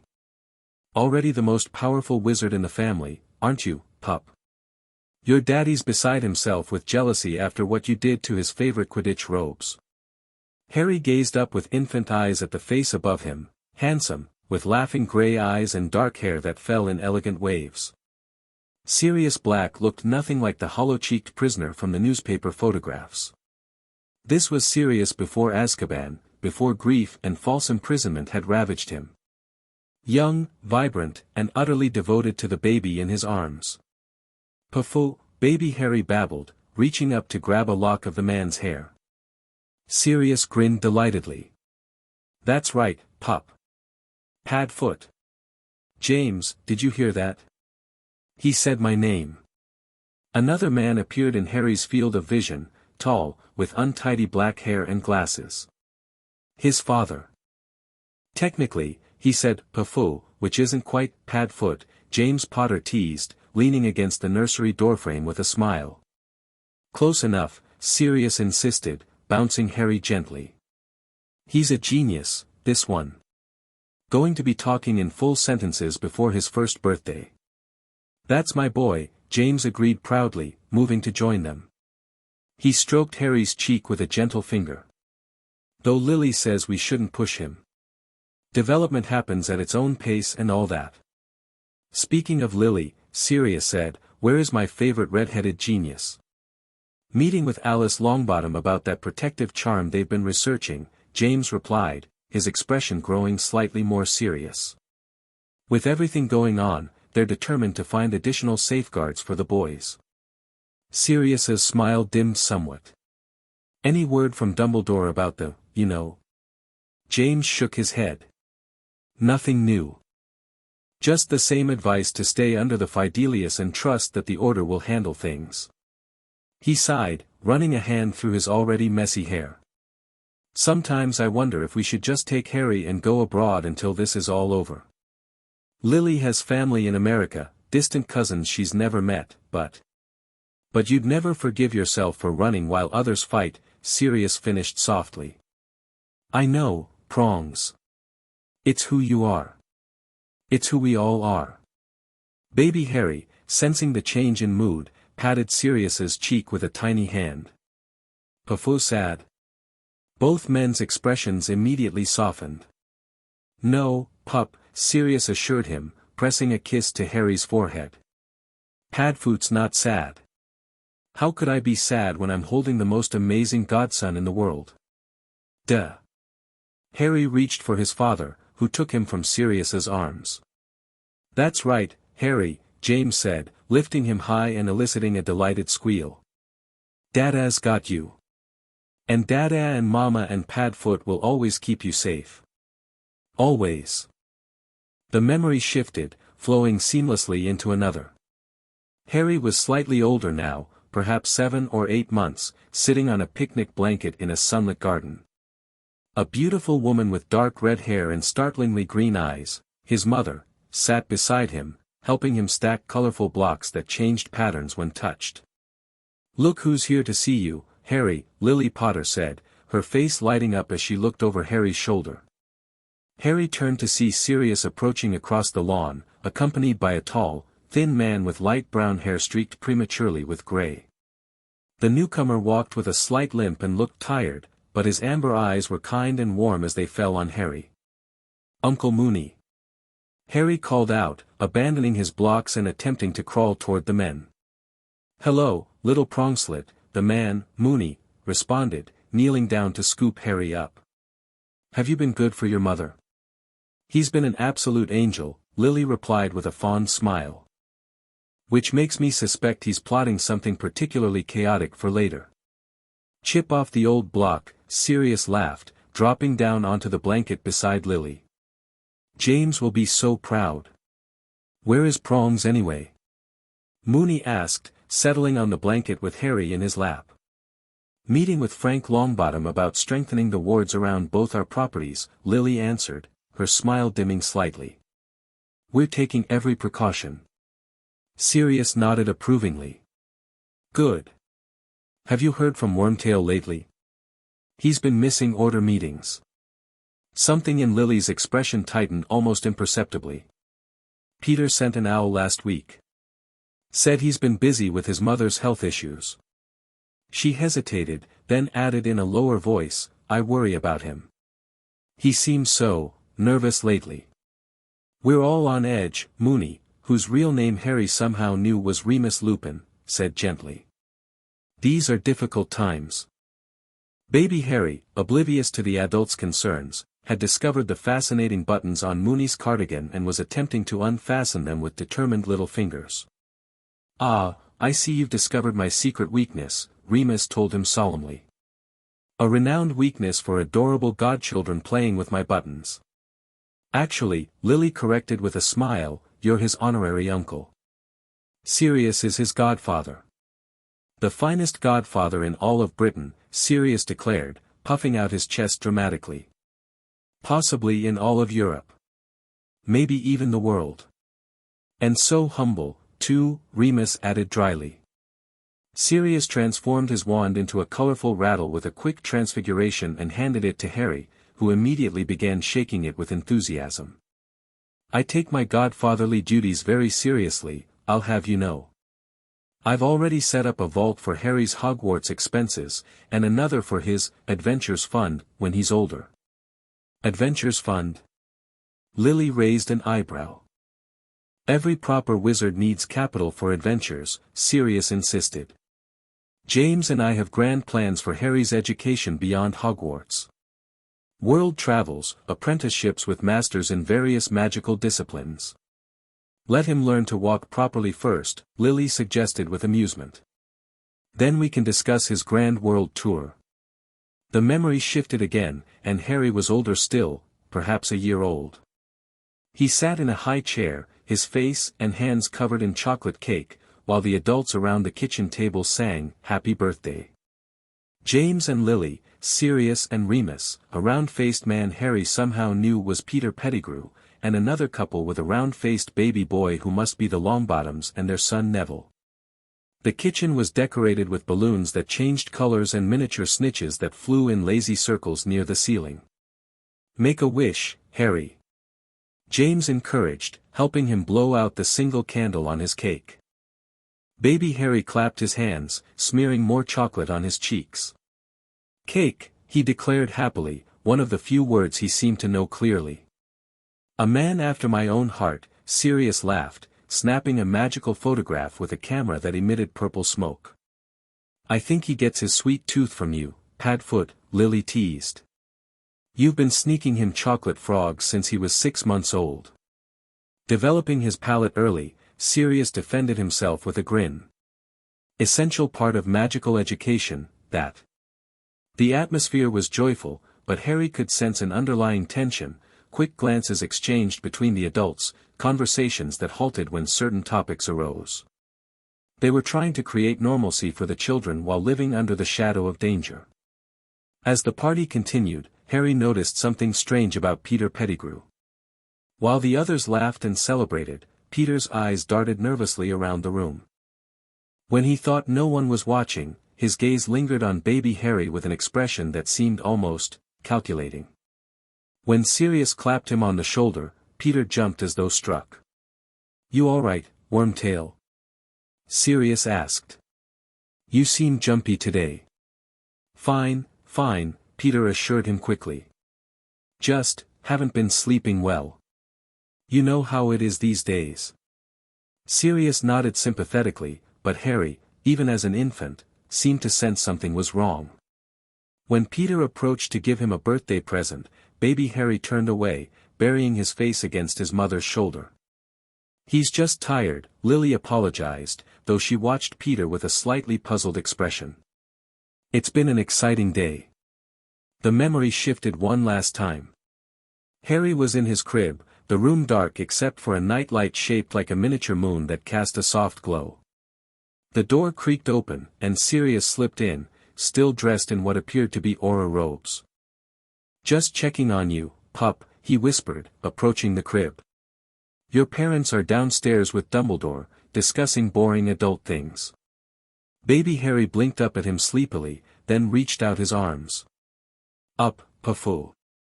"Just for a minute," Sirius conceded, lifting Harry gently from the crib. "Then back to sleep, or your mother will hex me into next week." He carried Harry to the rocking chair in the corner, settling them both comfortably. "Want to hear a secret, Harry?" he whispered conspiratorially. "Your godfather is very scared right now. But not for myself, for you and your parents." Baby Harry patted Sirius's cheek, sensing his distress just as he had in the earlier memory. "Dumbledore wants your parents to change secret keepers," Sirius continued softly, rocking gently. "He thinks I'm too obvious a choice. And maybe he's right. Everyone knows James and I are like brothers." He swallowed hard. "But I don't trust this plan, Harry. Something feels wrong. Dumbledore's pushing for Peter instead of Remus, and I don't understand why." Harry made a small noise, his eyelids drooping despite his apparent interest in Sirius's words. "I wanted it to be me," Sirius whispered. "I would die before betraying your family, you know that, don't you? But if switching means you'll be safer." He sighed deeply. "I just hope we're making the right decision. I've tried to talk to your dad about my concerns, but he trusts Dumbledore implicitly." Baby Harry was nearly asleep now, his head nestled against Sirius's shoulder. Sirius pressed a gentle kiss to his godson's forehead. "I promise you this, Harry James Potter. No matter what happens, no matter what anyone says or does, I will always protect you. Always.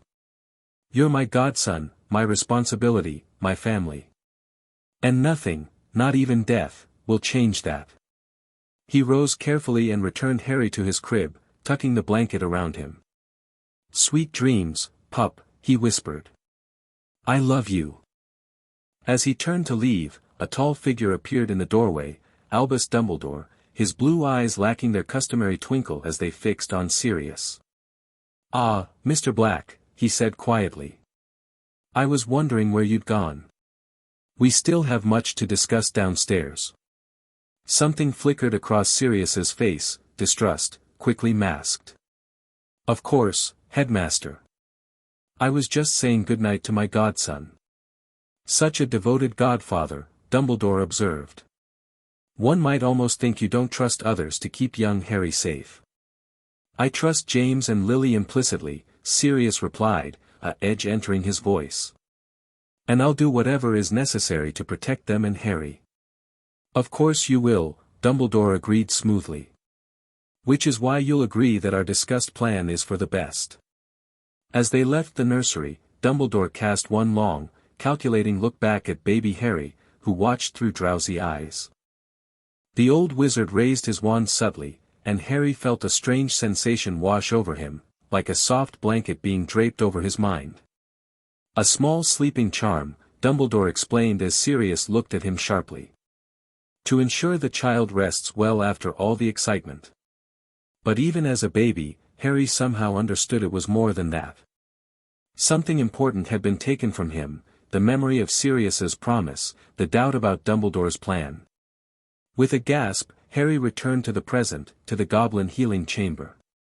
Tears streamed freely down his face as he struggled to process the flood of recovered memories. His chest heaved with sobs he couldn't control. He knew, Harry managed between gasps.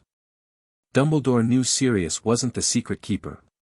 He pushed for the change to Pettigrew. And he obliviated me even then, as a baby. Master Healer Ironheart was monitoring his vital signs with a concerned expression. "Your magical core is stable, but your emotional response is intense, as expected. These are powerful first memories to recover." Healer Callahan offered Harry a calming draught, which he accepted with shaking hands. "The mind of a child that young should not be capable of retaining such detailed memories," the wizard said, clearly impressed. "Your natural memory abilities must be extraordinary, Herr Potter, for these recollections to survive so vividly beneath the suppression charms." Harry drank the potion, feeling its soothing effect spread through him. The overwhelming emotion receded enough for him to think clearly, though the impact of the memories remained.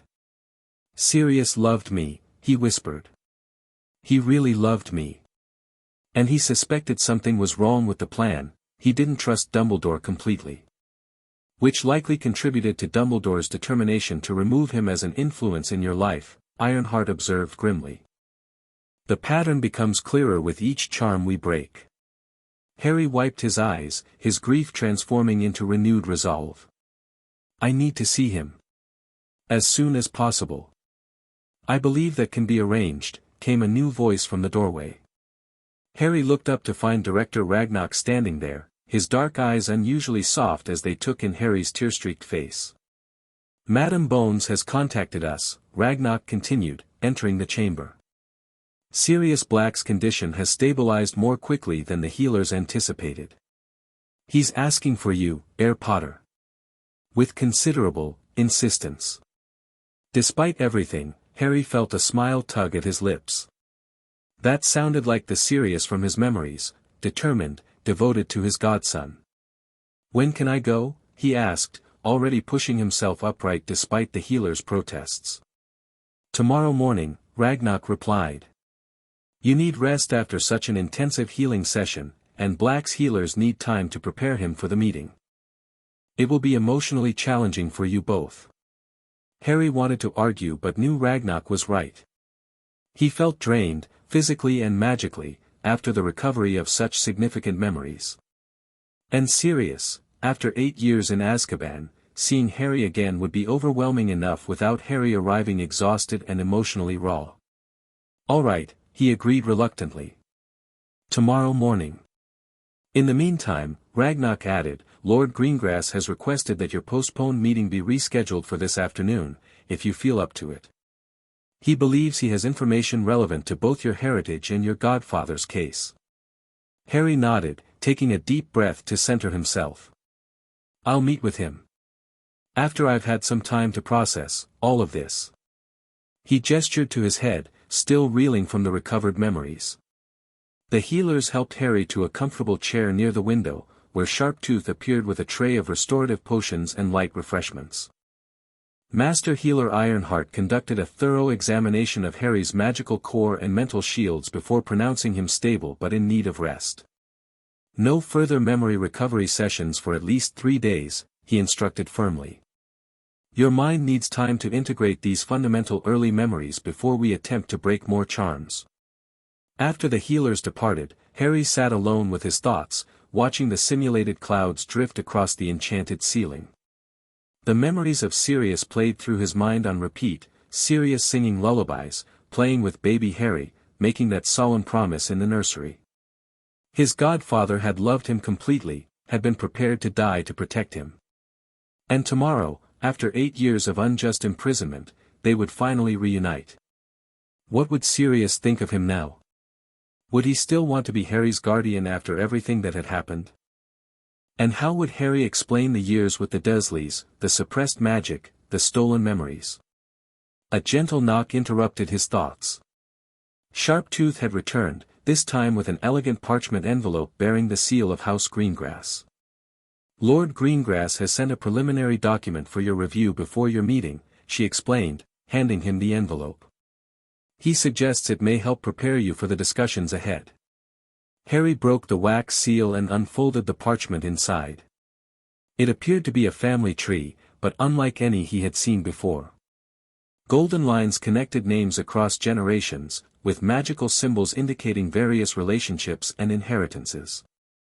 At the top center was the name, Potter, and branching from it were connections to numerous other family names, Peveril, Gryffindor, Fleamont, and more. On his mother's side, to his shock, were magical family names as well, Ravenclaw through a squib line, Slytherin through a distant cousin marriage, and most surprisingly, Dagworth Granger, a renowned magical research family. The implications were staggering. Harry wasn't just the heir to House Potter. According to this document, he had legitimate claims to multiple ancient and noble houses, including 2 Hogwarts founders' lines. At the bottom of the parchment was a handwritten note, Heir Potter, this preliminary genealogical research has been verified through Gringotts inheritance records and ministry archives. I believe it explains Dumbledore's extraordinary efforts to control your upbringing and knowledge of the magical world. A child with claims to such significant magical heritage would normally be raised with full awareness of their responsibilities and rights in our society. There is much more to discuss when we meet. I have taken the liberty of inviting my daughter, Daphne, to join us briefly. As potential future allies at Hogwarts, I believe an early introduction would be beneficial for you both. In service to magic, Lord Cygnus Greengrass House Greengrass. Harry carefully refolded the document, his mind spinning with new questions. Why had Dumbledore gone to such lengths to hide Harry's heritage? What power or influence came with these family connections that the headmaster had been so determined to suppress? And perhaps most importantly, who else knew the truth about Harry Potter's forgotten heritage?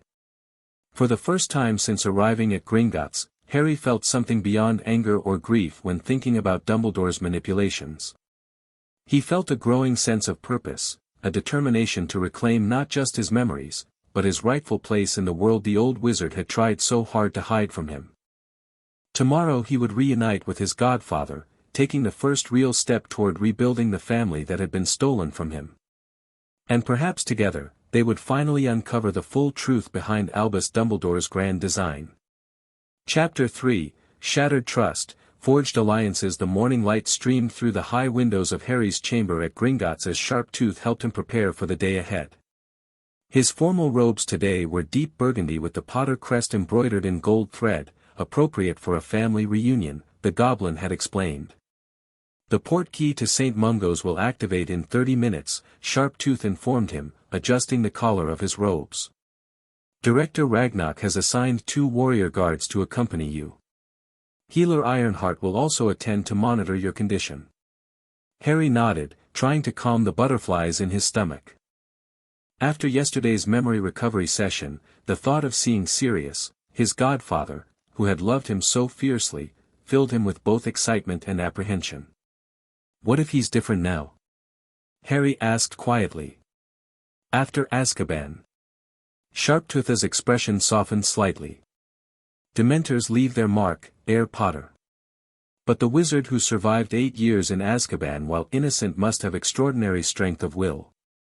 The bond between godfather and godson is powerful magic. It may have been what preserved his sanity. Harry touched the Potter ring on his finger, drawing comfort from the connection to his family heritage. The meeting with Lord Greengrass the previous afternoon had been illuminating and somewhat overwhelming. The solicitor had confirmed what the family tree suggested. Harry had legitimate claims to multiple magical bloodlines, including the Hogwarts founders. Dumbledore knew, Lord Greengrass had explained, his aristocratic features grave. As chief warlock, he had access to the sealed inheritance records. He knew what power and influence you would wield once you claimed your full heritage. Harry pushed the memory aside, focusing on the present. Today wasn't about Dumbledore or inheritance politics. Today was about Sirius, about finally reconnecting with the man who had promised to always protect him. When the time came, Harry followed his goblin escorts to a secure chamber deep within Gringotts. Director Ragnarok waited there beside a simple golden coin similar to the one that had first transported Harry to the bank. Herr Potter, Ragnarok greeted him. Are you prepared for this meeting? As ready as I'll ever be, Harry replied honestly. Ragnarok nodded approvingly. St. Mungo's has prepared a private ward with extensive security. Madame Bones will meet you there, she's personally overseen the arrangements. He hesitated, then added, a word of advice, your godfather may be physically and emotionally fragile, but do not treat him with pity. Treat him with the respect due a warrior who has survived an unjust imprisonment. I understand, Harry said, squaring his shoulders. The journey by Portkey was as disorienting as Harry remembered, but the goblin guard on his left steadied him when they landed in a pristine white anteroom. Madame Bones stood waiting, accompanied by 2 red-robed aurors and a lime-green-robed healer. Herr Potter, she greeted him, her monocle glinting in the bright hospital lighting. Thank you for coming. Sirius has been, most insistent about seeing you. The healer stepped forward. I'm Healer Strout, in charge of Mr. Black's recovery. I should prepare you for what you'll see. 8 years in Azkaban has left its mark. He's physically weakened, underweight, and occasionally experiences tremors from long-term Dementor exposure. However, she added, seeing Harry's expression, his mind has remained remarkably intact. We believe his animagus abilities may have protected him somewhat. Animagus? Harry repeated, remembering the dream he'd had of a large black dog. Yes, he can transform into a large black dog, Madame Bones confirmed. An ability he concealed even from the Ministry, apparently. It seems your father and their friend Peter Pettigrew were also unregistered animagi. That explained the nicknames in his recovered memories, Padfoot, Prongs, Wormtail. Is he ready to see me? Harry asked. Healer Strout nodded. Yes, but we've agreed on a 30-minute visit for this first meeting. Longer might be too emotionally taxing for you both. She gestured toward a door at the end of the anteroom. He's waiting for you. Harry's heart hammered in his chest as he approached the door. Master Healer Ironheart touched his arm lightly. I will monitor from a distance, the goblin said quietly.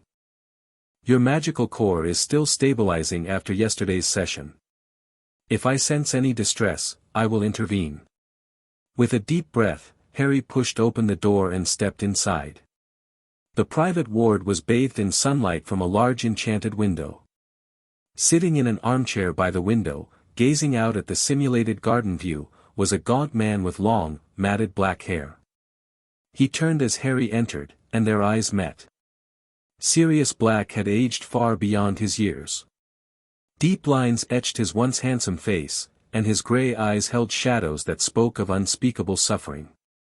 But as they focused on Harry, those eyes widened, then filled with tears.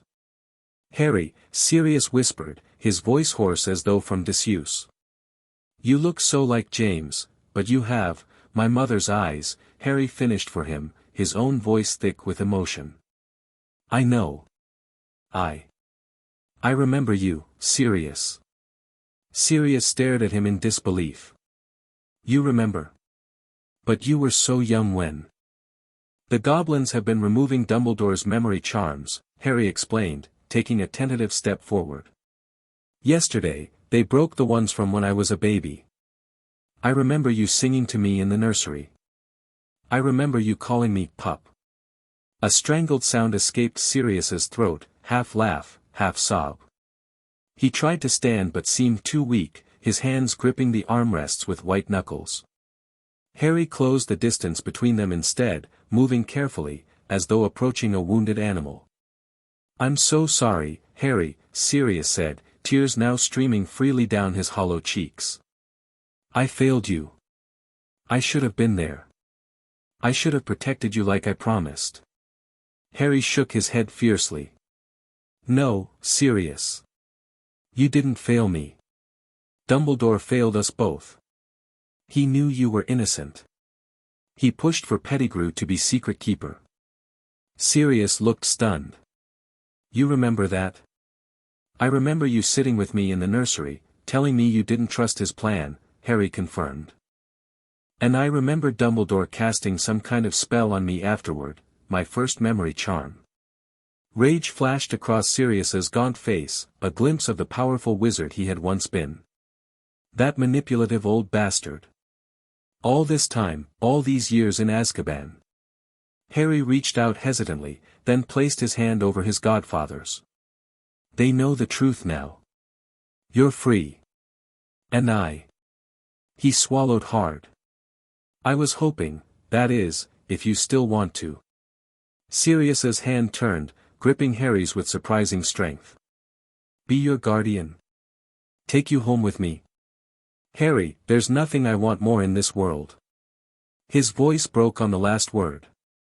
The dam burst, and Harry found himself enveloped in Sirius's arms, both of them weeping openly. Despite his frail appearance, Sirius's embrace was fierce and protective. Harry clung to him, breathing in the unfamiliar yet somehow comforting scent of his godfather. For the first time since he could remember, he felt truly safe, truly home. When they finally pulled apart, Sirius kept one hand on Harry's shoulder, as though afraid he might disappear. His grey eyes scanned Harry's face hungrily, taking in every detail. "Tell me everything," he urged. "Where have you been? How did they discover the memory charms? How many has Dumbledore placed on you?" Harry settled into the chair beside Sirius and began to explain, the years with the Dursleys, the accidental magic that had brought him to Hogwarts, Madame Pomfrey's discovery of 67 memory charms, and Gringott's declaration of war against Dumbledore. Sirius listened with increasing horror, his hands occasionally clenching into fists as Harry described his life at Privet Drive. "Lily's sister," he spat when Harry mentioned the Dursleys. "I met her once, at your parents' wedding. Horrible woman. And that walrus she married was even worse. James and Lily's will explicitly stated you were never to go to them under any circumstances." "Their will?" Harry asked, leaning forward eagerly. "Ragnarok mentioned it had been sealed." "By Dumbledore, of course," Sirius confirmed bitterly. "He used his position as chief warlock to override it, claiming emergency powers during the aftermath of Voldemort's defeat. The will listed guardians in order of preference, me first, then Alice and Frank Longbottom, then Minerva McGonagall, then Amelia Bones." Harry's eyebrows rose in surprise. "Professor McGonagall? Madam Bones? Your parents chose carefully," Sirius explained. "People they trusted implicitly, who had the power and influence to protect you. McGonagall may seem strict, but she was like a mother to James at school. And Amelia, she was your mother's friend and mentor when Lily first joined the Department of Magical Law Enforcement for her apprenticeship." This was new information, another piece of his parents' lives that Dumbledore had hidden from him. "What about the Longbottoms? You mentioned them first after yourself." A shadow crossed Sirius's face. "Alice was your godmother, Harry. She and Frank were Aurors, friends of your parents from the Order of the Phoenix. Shortly after your parents' deaths, they were attacked. Tortured into insanity by Voldemort's followers. They're still in St. Mungo's, in the long-term spell damage ward. Harry felt a pang of grief for people he couldn't remember. Do they have a son? Neville? I think I remembered him in one of the recovered memories. Sirius nodded. Yes, Neville. Born the day before you. He's being raised by Augusta Longbottom, Frank's mother. A thoughtful expression crossed his face. You know, according to Madame Bones, Augusta has been making inquiries about you for years, only to be blocked by Dumbledore at every turn. She and your grandmother Euphemia were close friends. The conversation turned to Harry's time at Gringotts, the healing sessions, the discoveries about his heritage, and the preparations for his eventual attendance at Hogwarts. Sirius seemed particularly interested in Lord Greengrass's revelations about Harry's connection to the Hogwarts founders. James always said the Potter line had some connection to Gryffindor, he mused, but I had no idea about the others. And your mother being descended from Ravenclaw, well, that explains a lot. She was brilliant, Lily was. Smartest witch in our year by far. Their 30 minutes passed all too quickly. When Healer Strout returned to end the visit, both Harry and Sirius protested. We've barely scratched the surface, Sirius insisted. I need more time with my godson. The healer's expression remained firm but sympathetic. Mr. Black, your magical core is still dangerously depleted from Azkaban. Extended emotional interactions drain it further. We agreed to 30 minutes for this first meeting. When can I see him again? Harry asked, reluctant to leave now that he'd finally found his godfather. Tomorrow, Healer Strout conceded. Perhaps for a slightly longer visit, if Mr. Black's condition continues to improve. She hesitated, then added, there's also the matter of where Herr Potter will stay once you're released, Mr. Black. Director Ragnarok and Madame Bones wish to discuss options with you both. Sirius straightened in his chair, a determined set to his jaw. Harry will live with me, of course.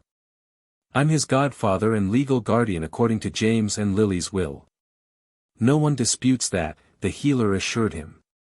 But your recovery will take time, and your current residence.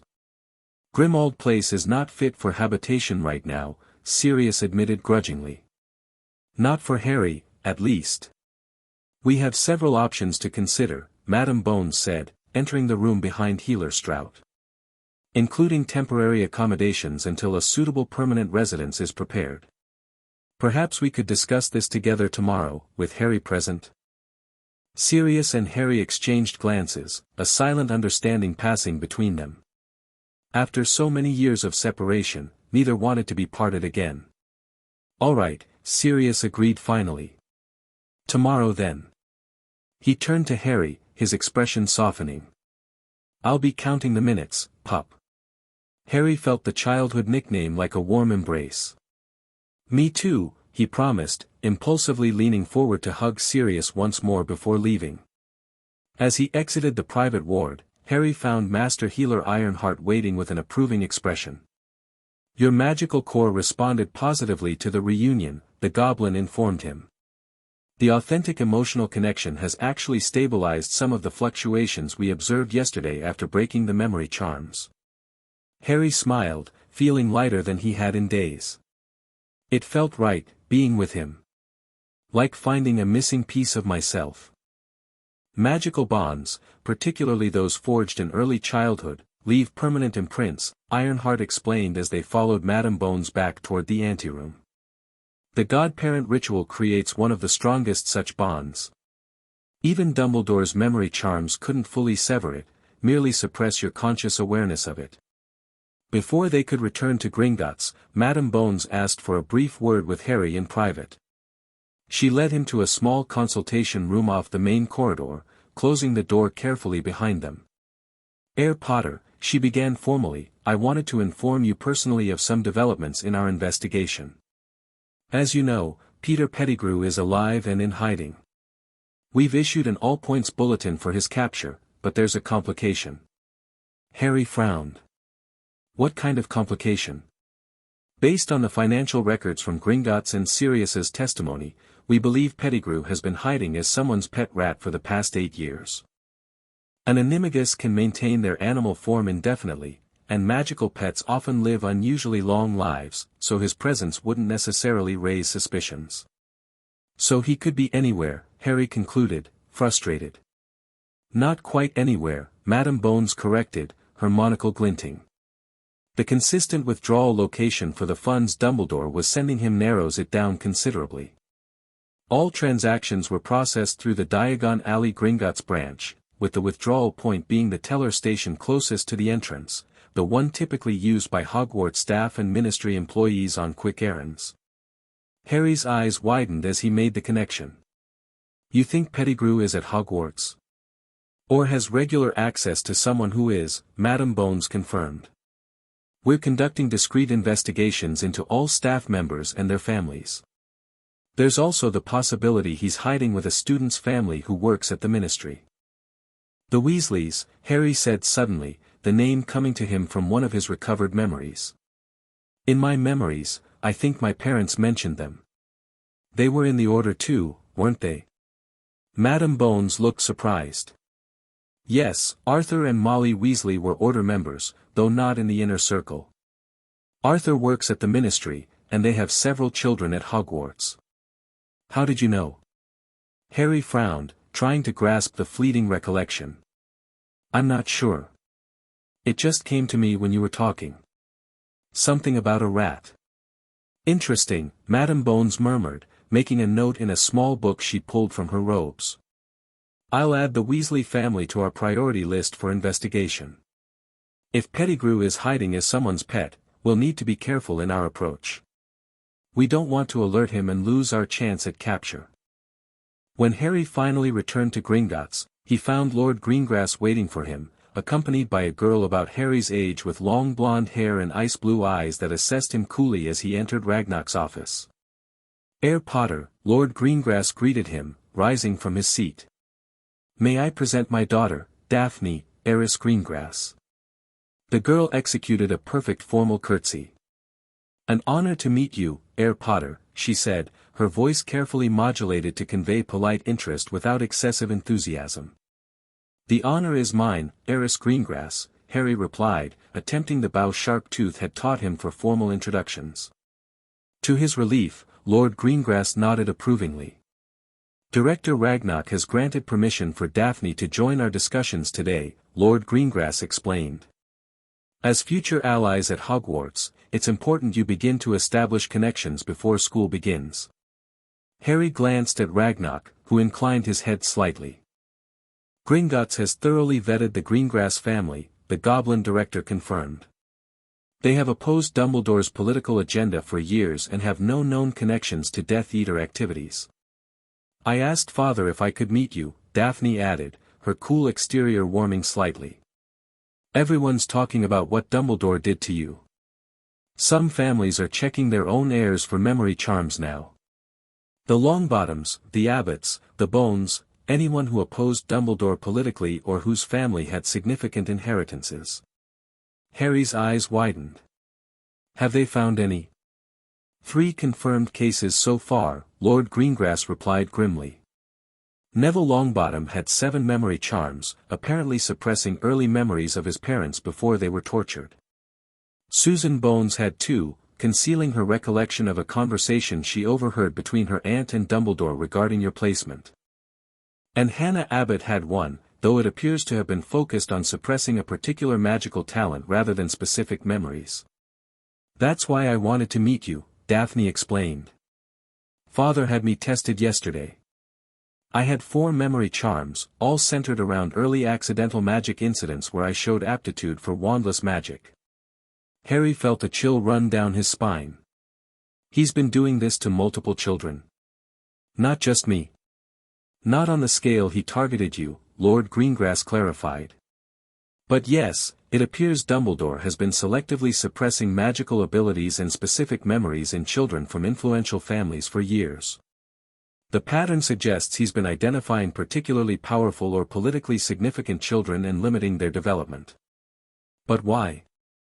Harry asked, struggling to comprehend the scope of Dumbledore's manipulations. Control, Daphne said simply, an edge to her voice. If the most powerful young witches and wizards of our generation reached their full potential too early, he couldn't shape the future of magical Britain to his specifications.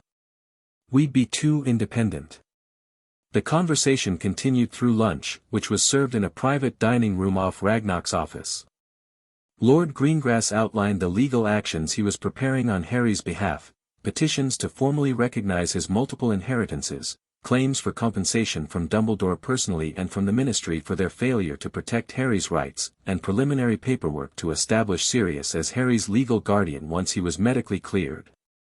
Throughout the discussions, Harry found himself increasingly impressed by Daphne's knowledge and insight. Despite being only 9, like him, she demonstrated a sophisticated understanding of wizarding politics and social dynamics. "My house at Hogwarts will almost certainly be Slytherin," she explained when Harry asked about her expectations for school. "Greengrass has been Slytherin for generations. But unlike some families, we don't consider that a limitation. Ambition and cunning are valuable traits when directed toward worthy goals." "What about me?" Harry asked. "With connections to multiple founders' lines, how does the sorting work?" "The sorting hat takes your preferences into account," Daphne assured him. "But it also considers your dominant traits and, sometimes, your magical heritage. With your particular situation, you might have more choices than most." After lunch, Lord Greengrass departed for a meeting at the Ministry, leaving Daphne with Harry under the supervision of Sharptooth and another goblin attendant. To Harry's surprise, Ragnar had arranged for them to use a training room typically reserved for young goblin warriors. "Director Ragnar thought you might appreciate the opportunity to practice with another young wizard," Sharptooth explained as she led them through the gleaming marble corridors. "Eris Greengrass has received traditional pre-Hogwarts instruction, which you've been denied until now." The training room was a large, circular chamber with padded floors and walls lined with various magical instruments. Orbs of light floated near the ceiling, providing even illumination throughout the space. A goblin instructor waited for them, dressed in formal teaching robes rather than armor.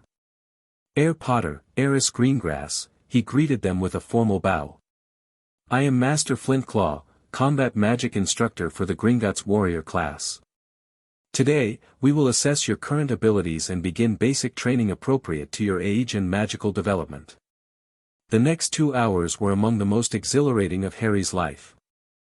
Master Flintclaw first tested their innate magical strength using a series of crystal orbs that glowed with varying intensity when touched.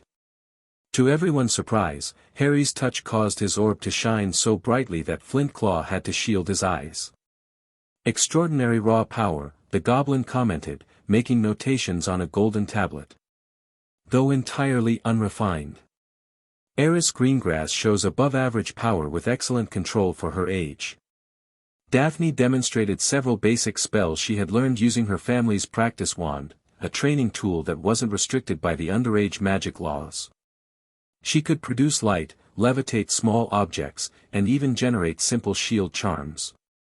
"Now, Herr Potter," Flintclaw instructed, handing Harry a similar practice wand. "Let's see what you can do instinctively. Imagine light gathering at the tip of the wand, will it into existence." Harry focused, remembering how it felt when his accidental magic manifested. The sensation of energy flowing through him, gathering in his fingertips. He directed that feeling down his arm and into the wand. The tip didn't just light up, it exploded with radiance, a beam shooting toward the ceiling with such force that Harry nearly dropped the wand in surprise. "Control, Herr Potter," Flintclaw said calmly. "Power without control is merely a liability." Again, but this time, imagine a soft glow, like a candle flame.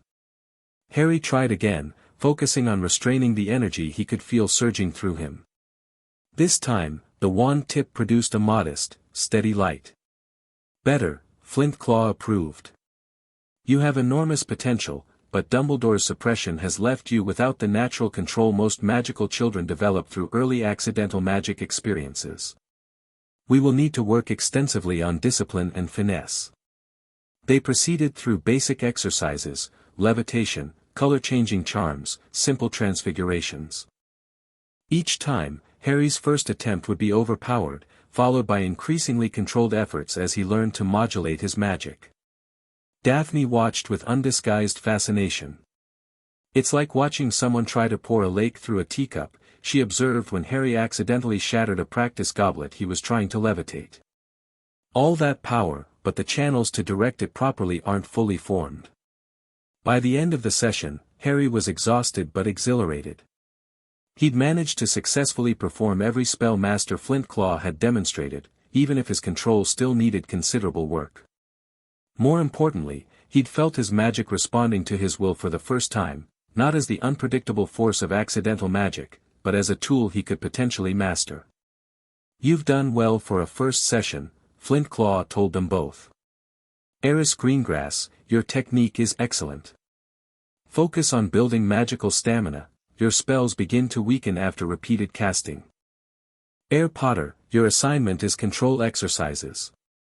3 times daily, practice channeling your magic in gradually increasing then decreasing amounts, like breathing in and out." As they left the training room, Daphne gave Harry a considering look. "You're going to be formidable once you learn proper control," she said. "No wonder Dumbledore tried to suppress your abilities." Harry smiled uncertainly, still not entirely comfortable with compliments. "You're already really good with spells. I can't believe you can do shield charms already." "Necessity," she replied with a slight shrug. "My older cousin Cassius would use me for spell practice whenever our parents weren't looking. I learned to shield quickly or suffer the consequences." Harry was about to respond when they rounded a corner and nearly collided with a group of people being escorted by goblin guards. To his surprise, he recognized Augusta Longbottom from the press conference, accompanied by a round-faced boy about Harry's age who could only be Neville Longbottom. "Air Potter," Madame Longbottom exclaimed, recovering quickly. "What fortunate timing. We've just completed Neville's final healing session and we're about to inquire if you might be available for a meeting." Harry exchanged glances with Daphne, who gave him a tiny nod of encouragement. "I'd be honored, Madame Longbottom," he replied formally. "Eris Greengrass and I have just finished a training session ourselves." The formality melted slightly from Augusta's stern face. "Excellent. Perhaps you young people could become acquainted while I speak with Director Ragnarok about certain political matters. Neville could benefit from connections with his peers before Hogwarts." Neville, who had been staring at his shoes throughout this exchange, glanced up briefly, his expression a mix of shyness and curiosity. "Hello," he managed, his voice barely audible. Within half an hour, the 3 children were settled in Harry's chambers, where Sharptooth had arranged refreshments. The initial awkwardness slowly dissolved as they discovered common ground. All 3 had been affected by Dumbledore's memory charms, all 3 were heirs to ancient houses, and all 3 would attend Hogwarts together in 2 years. Gran was furious when the healers found the memory charms, Neville confided, gaining confidence as the conversation progressed. Said she'd suspected something was wrong for years but could never prove it. "I've always been rubbish at magic, you see. Everyone thought I might even be a squib. But after the charms were removed," Harry prompted. Neville smiled hesitantly. "It's like a fog lifted. I remember my parents now, not just from the hospital visits, but from before. Dad teaching me to fly a toy broom. Mum singing to me. And my magic, it's responding better now. Not great yet, but better. The memory charms were suppressing your confidence along with your early memories," Daphne observed shrewdly. "Magic responds to belief in oneself. By making you doubt, Dumbledore effectively handicapped your magical development." Harry nodded thoughtfully. "He did something similar to me with emotional suppression, made me accept the Dursleys' mistreatment instead of fighting back or trying to escape." "But why target us specifically?" Neville wondered. "I mean, I understand Harry, the boy who lived and all that. But why me?" A charged silence fell as Harry and Daphne exchanged glances. Lord Greengrass had shared certain theories with them during lunch, theories about prophecies and chosen ones. "Neville," Harry said slowly, "when's your birthday?" "July 30th, Neville replied, looking confused. "Why?" "I'm July 31st, Harry told him. "Just one day apart. And both our parents were in the Order of the Phoenix, fighting directly against Voldemort." He ignored the other's flinches at the name. "Don't you think that's an odd coincidence?" Neville's eyes widened as the implication sank in. "You think there's a connection? Between us, specifically?" "It's just a theory," Harry assured him. "But Lord Greengrass mentioned something about a prophecy that might have involved a child born at the end of July to parents who had thrice defied Voldemort. Both our parents fit that description." "But the prophecy chose you," Neville said, gesturing to Harry's lightning scar. "You know who came after your family, not mine." "Maybe," Daphne interjected thoughtfully, "but that doesn't mean Dumbledore wouldn't want to control both possibilities. If the prophecy was ambiguous enough to fit either of you initially, he might have decided to manage both your developments, just in case." The three children fell silent, contemplating the magnitude of manipulation that suggested. Finally, Neville straightened his shoulders slightly, a new determination entering his usually timid expression. "Well, he's not controlling any of us anymore, is he? And now we know about each other. We can help each other." "Exactly," Harry agreed, feeling a surge of kinship with this boy who might have shared his fate. "We stick together from now on. All of us." "An alliance," Daphne said approvingly. "Practical and politically sound. Longbottom, Greengrass, and Potter, that's significant influence across multiple Wizengamot factions." Harry smiled at her pragmatism. "Not just political. Friends too, I hope." Daphne's cool exterior softened slightly. "Friends," she agreed, with a hint of surprise in her voice, as though the concept was somewhat foreign to her. "Friends," Neville echoed, looking genuinely delighted at the prospect. The rest of the afternoon passed in conversation about their shared future at Hogwarts, the ongoing investigations into Dumbledore's manipulations, and speculation about whether other children might have been affected. Neville mentioned that his grandmother was organizing a meeting of allied ancient house families to discuss coordinated political action against Dumbledore. "It's not just about what he did to us," Neville explained. "Gran says it's about the precedent. If the chief warlock can get away with manipulating heirs of ancient houses, casting memory charms on children, interfering with inheritances, what's to stop others from trying the same in the future?" By the time Augusta Longbottom returned to collect Neville, the three children had formed the beginnings of a genuine friendship, grounded in their shared experiences and determination to reclaim control of their own futures. "We'll see you again soon," Harry promised as they said goodbye. Lord Greengrass mentioned a gathering at Longbottom Manor next week. "Gran's hosting all the affected families," Neville confirmed. "Plus some others who've opposed Dumbledore politically over the years. She says it's time for a united front." After the Longbottoms departed, Daphne remained for dinner, joining Harry in his chambers as they continued discussing the implications of what they'd learned. "Father believes this is just the beginning," she told him as they ate. "Dumbledore's influence extends far beyond Britain. As Supreme Mugwump of the International Confederation of Wizards, he's shaped magical policy worldwide for decades. There's no telling how many other children or political figures he may have manipulated in other countries." "It's hard to imagine the scale," Harry admitted. "Why would one person need that much control? What was he trying to achieve?" Daphne considered the question seriously. "Father thinks it's about his vision for the magical world. After defeating Grindelwald, Dumbledore gained enormous influence. He could have become Minister for Magic easily but chose to remain at Hogwarts instead. Why? Because by controlling education, he shapes future generations according to his ideology." "Which is what, exactly?" Harry pressed. "Ostensibly, magical cooperation, tolerance, integration of Muggleborns," Daphne replied. But his actual policies often undermine magical traditions and concentrate power in the hands of those who align with his views. Many traditional families see him as a threat to magical culture and heritage. But those don't have to be in opposition, Harry pointed out. My mother was Muggle-born, or at least, we thought she was until Lord Greengrass discovered her connection to magical lines. Surely there's a way to respect tradition while still welcoming new blood and ideas? Daphne smiled slightly. That's a very diplomatic position, Heir Potter. Perhaps you should consider a political career after Hogwarts. Harry laughed. I'm just trying to make sense of it all. Everything I learn about the magical world makes me realize how little I know. You'll catch up quickly, she assured him. You have good instincts. And allies now. When Lord Greengrass arrived to collect his daughter, he brought news that sent ripples through Gringotts. Albus Dumbledore had been sighted in northern Scotland, near a small magical community with historical connections to Nicholas Flamel. The Aurors just missed him, Lord Greengrass reported to Ragnarok, who had joined them in Harry's chambers.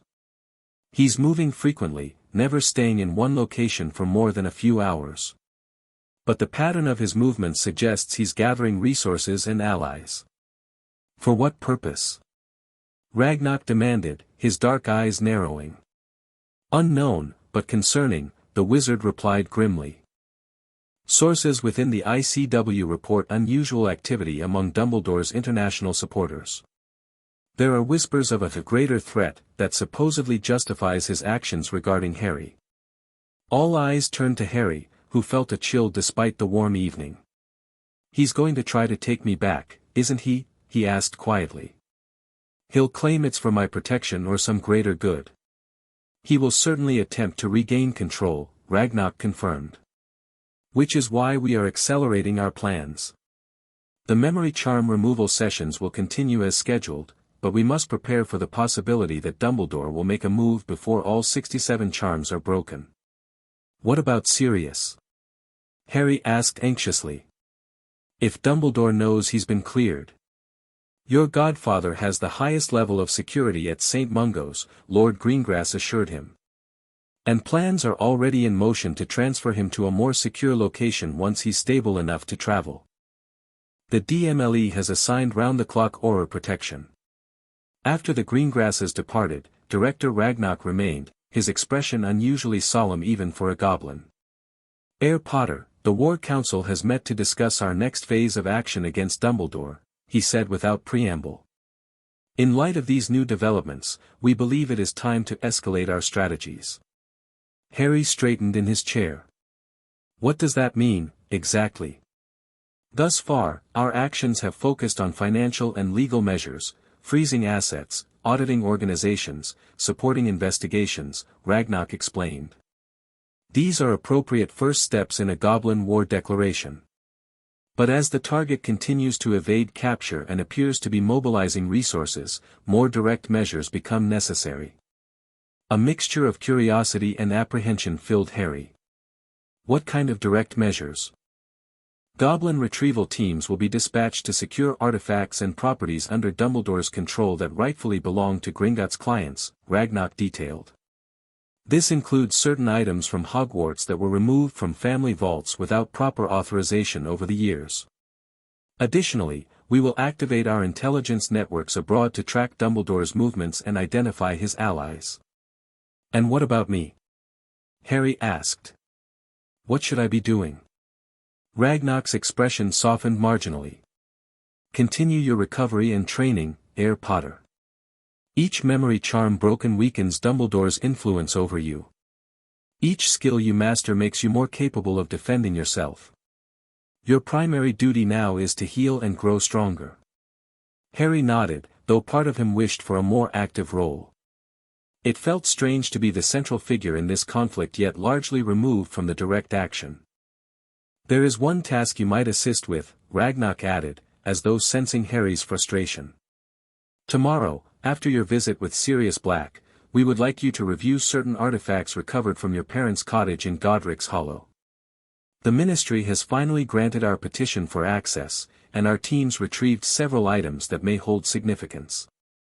Harry's heart leapt at the thought of seeing possessions that had belonged to his parents. Yes, of course. Anything that might help. Later that night, as Harry prepared for bed, Sharptooth brought him a small package wrapped in silk. From Master Healer Ironheart, she explained. For your journey to St. Mungo's tomorrow. Inside, Harry found a simple silver pendant engraved with protective runes. A note explained that it would help shield his magical core during the emotionally intense reunion with Sirius, preventing the kind of fluctuations that sometimes followed memory recovery sessions. Harry slipped the chain around his neck, feeling the pendant warm slightly against his skin as the protective magic activated. Despite the days concerning news about Dumbledore, he fell asleep with a sense of cautious optimism. For the first time in his life, he wasn't facing his challenges alone. He had his godfather, new friends, and powerful allies all working to protect him and uncover the truth. Dawn brought a flurry of activity as Harry prepared for his second visit with Sirius. This time, he selected robes in deep blue, a color associated with healing and calm communication, according to Sharptooth. The pendant from Ironheart hung beneath his collar, a reassuring weight against his chest. The journey to St. Mungo's proceeded as before, with goblin guards and Master Healer Ironheart accompanying Harry by Portkey. This time, however, they were met not only by Madame Bones but also by a stern-looking wizard introduced as Rufus Scrimgeour, head of the Auror office. Herr Potter, Scrimgeour greeted him, his tawny eyes assessing Harry with undisguised curiosity. An honor to meet you at last. I worked with your father briefly during his time in the Auror training program. You knew my father? Harry asked eagerly. A hint of a smile softened Scrimgeour's lion-like features. Only for a few months before he left to focus on the Order of the Phoenix full-time. But he showed remarkable talent, creative spell work, quick reflexes. You have his build, though you're a bit leaner. Herr Potter is here to see his godfather, Madame Bones reminded her colleague gently. Perhaps reminiscences could wait for another time. Of course, Scrimgeour agreed. I merely wanted to introduce myself personally and assure you that the Auror office is fully committed to both your protection and the capture of Albus Dumbledore. We've deployed our top teams and activated international cooperation protocols. Harry thanked the Auror chief politely before being escorted to Sirius's private ward. This time, when he entered, he found his godfather sitting up in a proper chair rather than the reclining hospital bed of the previous day. Though still gaunt and pale, Sirius looked markedly more alert, his grey eyes brightening as Harry entered. There he is, Sirius said warmly, opening his arms for an embrace that Harry gladly stepped into. My favorite godson. I'm your only godson, Harry pointed out with a smile, settling into the chair beside Sirius. Technicality, Sirius waved dismissively. How are you feeling today? Any side effects from yesterday's excitement? Harry shook his head. The healers gave me a pendant to stabilize my magical core. I feel good, especially now that I'm here. Sirius's expression softened. Me too, pup. Every minute away from you feels like wasted time after all these years. He ran a hand through his now clean hair, which had been trimmed to shoulder length. The healers say I'm recovering faster than expected. Something about the Godfather bond providing additional magical support now that we've reconnected. Does that mean you'll be released soon? Harry asked hopefully. Potentially within the week, though I'll still need ongoing treatment, Sirius confirmed. Which brings us to the matter Madame Bones wanted to discuss, our living arrangements. Right on cue, Madame Bones entered the ward, accompanied by Director Ragnarok and a witch Harry didn't recognize. The newcomer wore elegant emerald robes and carried a thick portfolio under her arm. Herr Potter, Mr. Black, Madame Bones greeted them. May I present Andromeda Tonks, solicitor specializing in family law and, incidentally, Mr. Black's cousin. Andy, Sirius said with genuine pleasure, reaching out to grasp the witch's hand. It's been too long. Indeed it has, cousin, Andromeda replied, her formal demeanor cracking slightly to reveal warmth beneath. Nearly a decade spent unjustly in Azkaban tends to put a damper on family reunions. She turned to Harry, extending her hand. A pleasure to meet you at last, Herr Potter. I knew your parents slightly through the order, though we weren't close friends. Once everyone was seated, Andromeda opened her portfolio and extracted several parchments. I've been working with Gringotts, the DMLE, and the healers to develop a transitional plan for your guardianship, Herr Potter. With your permission, I'll outline the options we've identified. Harry nodded, acutely aware of Sirius tensing slightly beside him. Option 1 is the most straightforward but potentially the most vulnerable, Andromeda began. Sirius, as your legal godfather and named guardian in your parents' will, takes full custody immediately upon his release from St. Mungo's. You would live together at a location to be determined, with standard protective wards and occasional aura monitoring. The drawbacks? Sirius asked shrewdly. Dumbledore knows you're Harry's primary guardian, Andromeda replied directly. You're still recovering from Azkaban, magically weakened, and would be an obvious target. If he managed to incapacitate or control you, he could potentially regain influence over Harry. Sirius scowled but didn't argue the point. And option 2? A hybrid guardianship arrangement, Andromeda continued. Sirius maintains legal guardianship but shares physical custody with a secondary location and guardian. In this scenario, Harry would split his time between two secure properties, making it more difficult for Dumbledore to locate him at any given time. Who would be this secondary guardian? Harry asked. I volunteered, Andromeda responded. As a blood relative of Sirius and a qualified magical guardian under ministry regulations.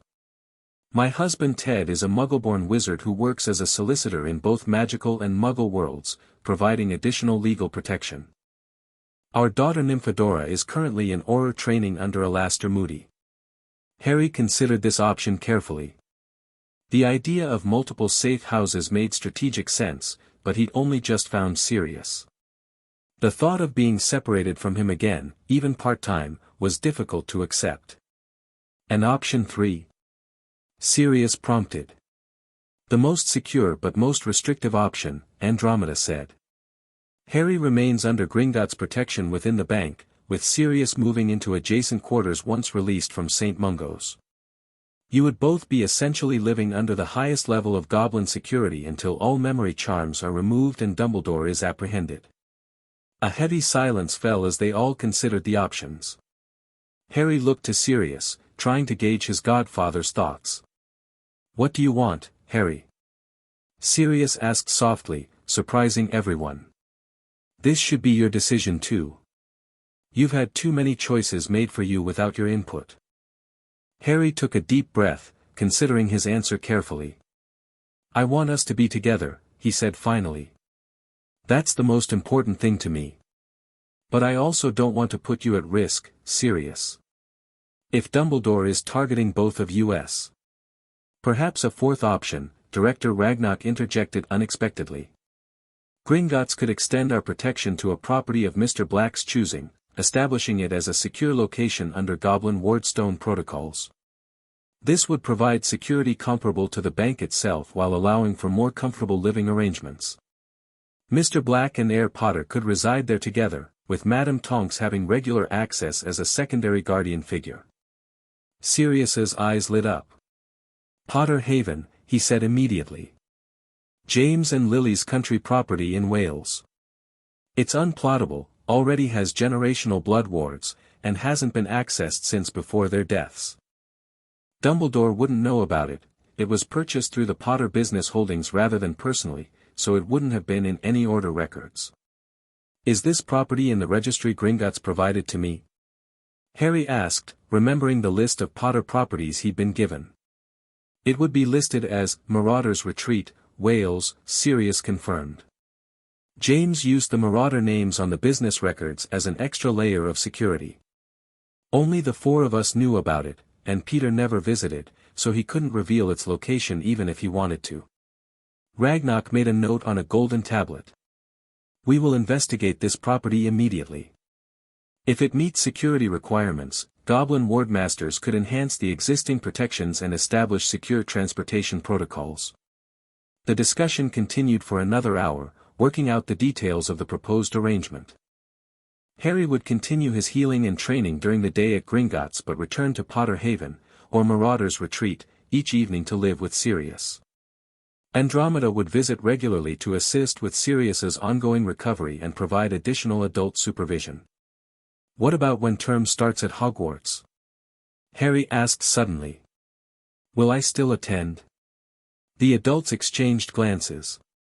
That decision can wait until closer to the time, Madame Bones said diplomatically. Much depends on whether Dumbledore is apprehended and what alternative educational arrangements might be possible. With the living arrangements tentatively settled, subject to inspection of the Welsh property, the conversation turned to more personal matters.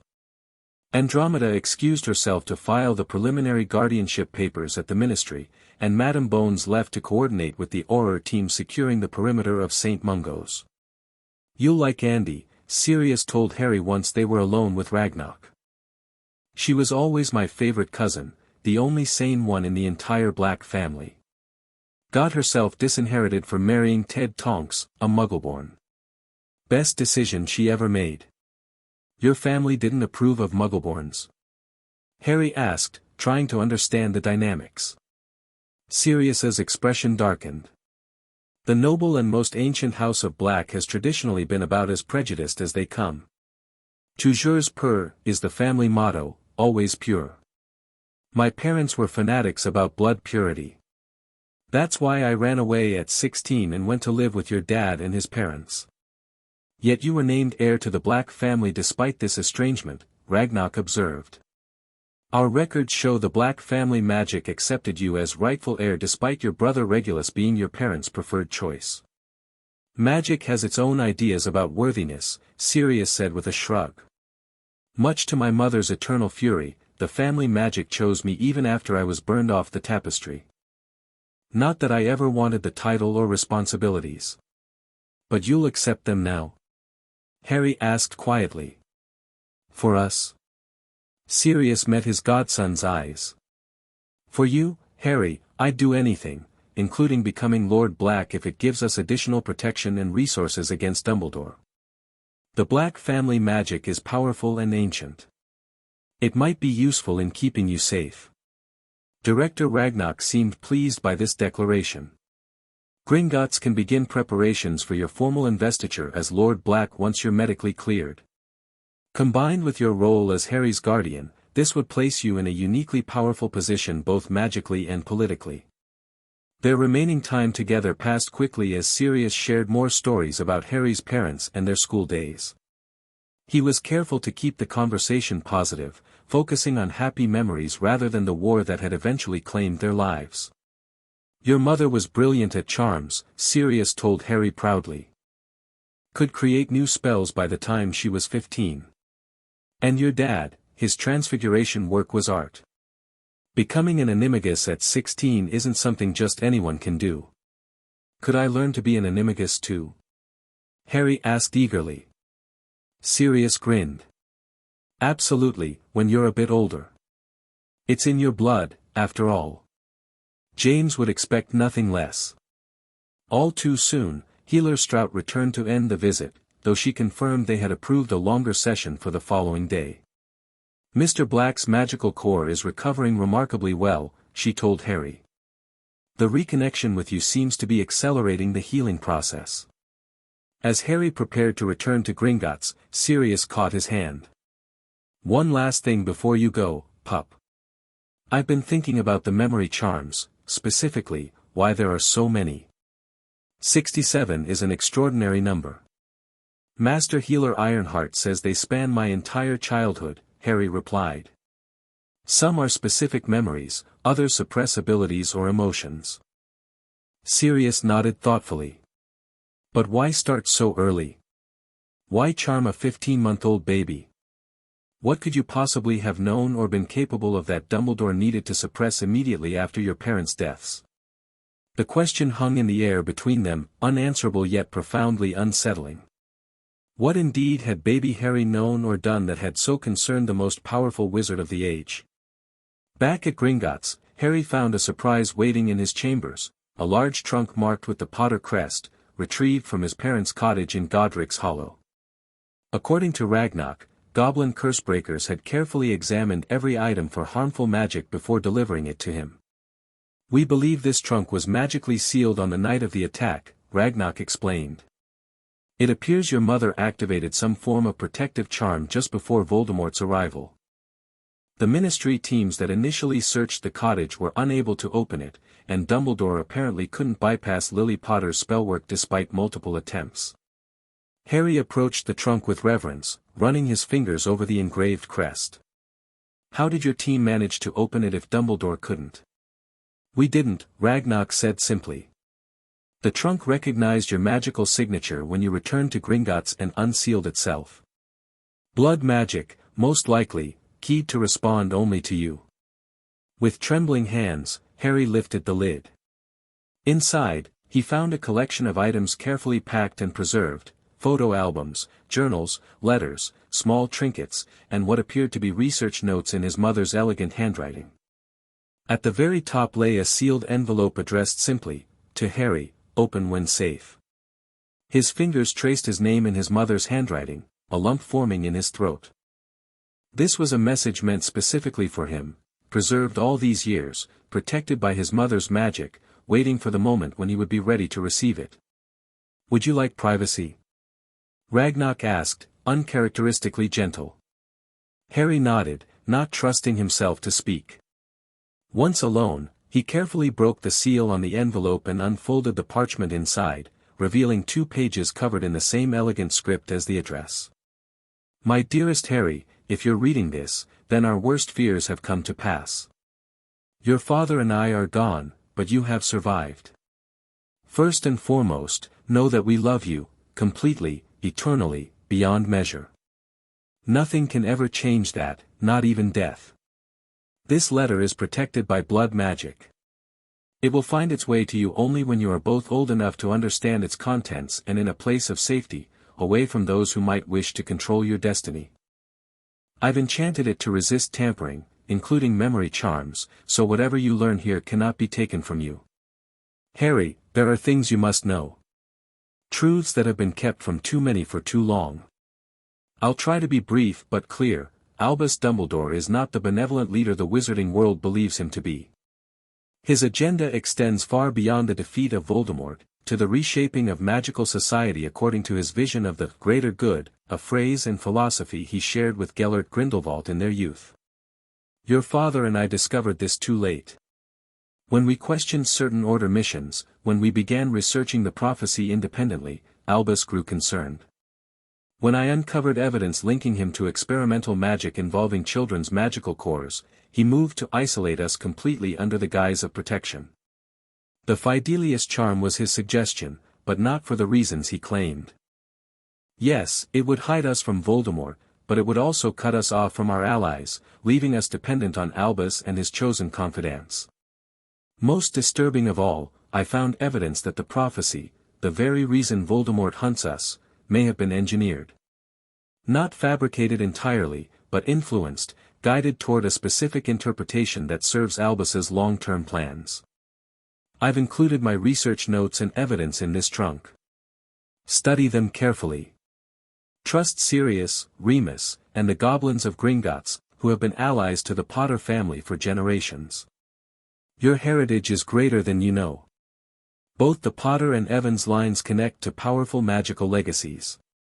Albus has worked systematically to suppress knowledge of these connections, fearing the influence such heritage might give you independent of his guidance.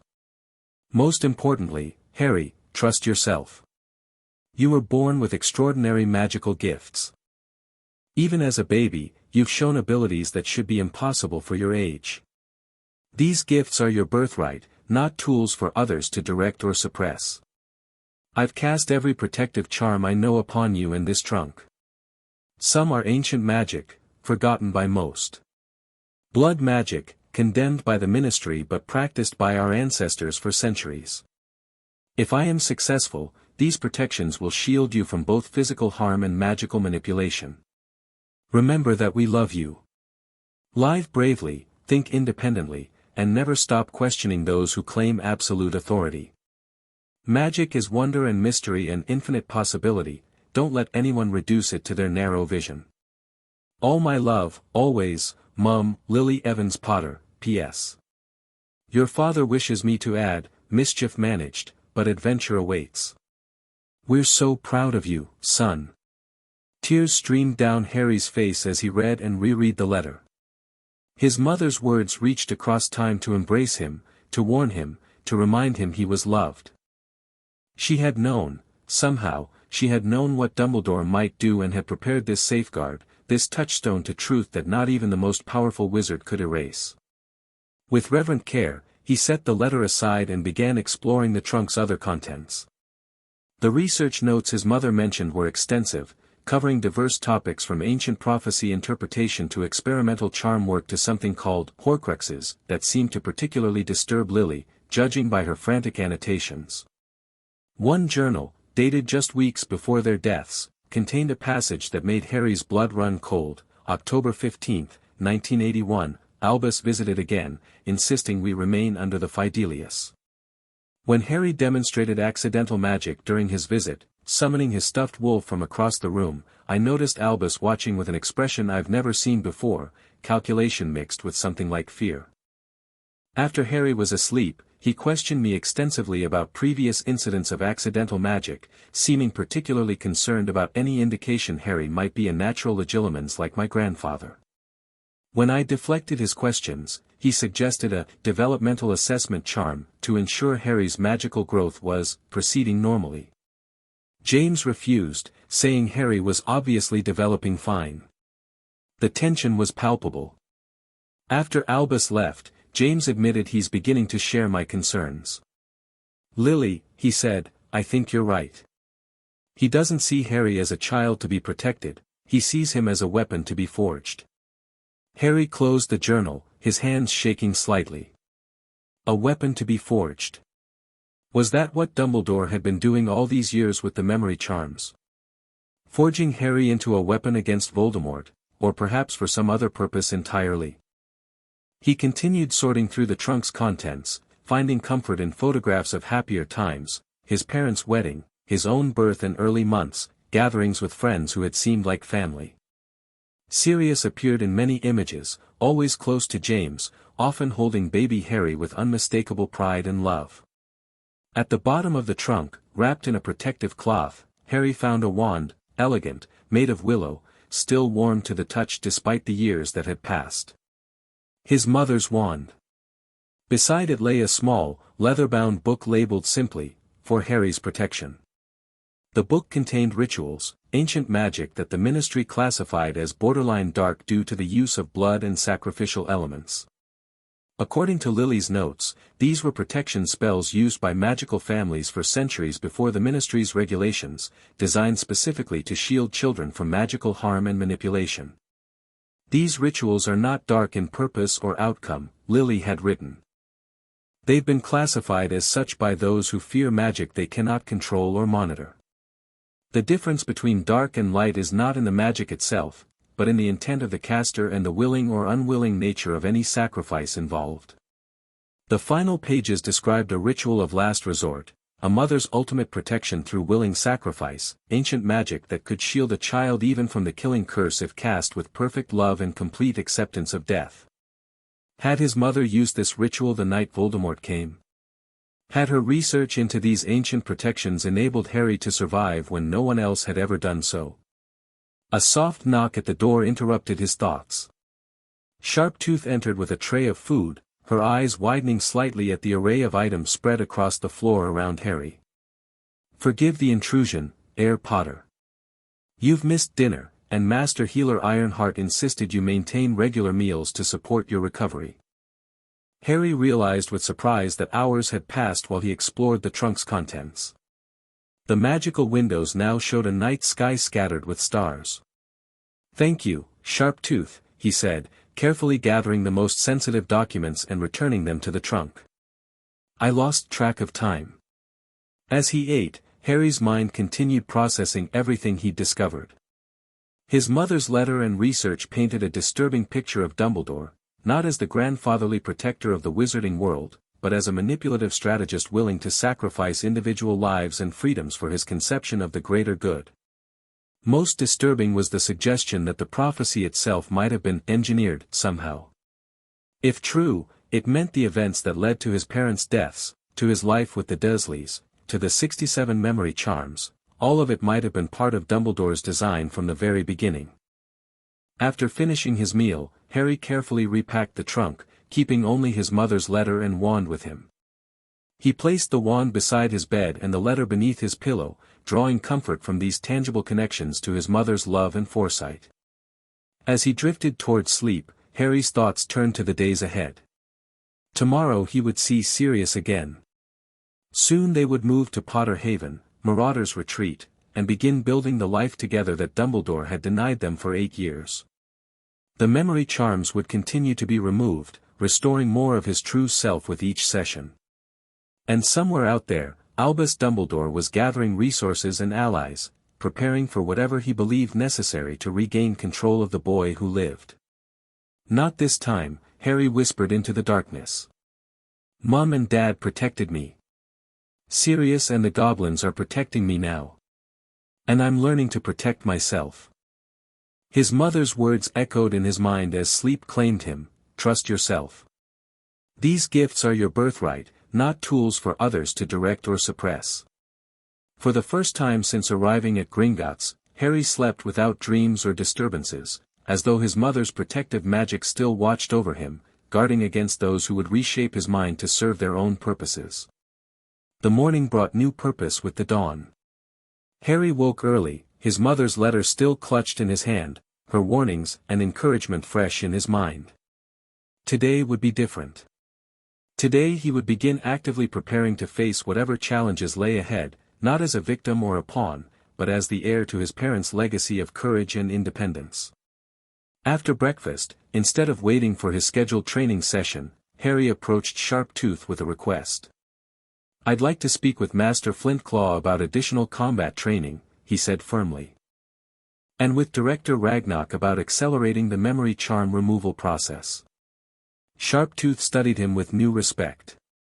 Something has changed since yesterday, Herr Potter. Harry nodded, touching the pocket where his mother's letter now rested. I know more of the truth now. And I understand what I'm fighting for.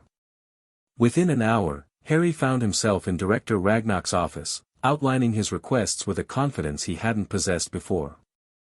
Ragnarok listened carefully, his dark eyes assessing Harry with interest. You wish to take a more active role in your recovery and preparation, the goblin summarized. This shows admirable initiative, Herr Potter. What precipitated this change? Harry hesitated only briefly before removing his mother's letter from his pocket. My mother left this for me, protected by blood magic.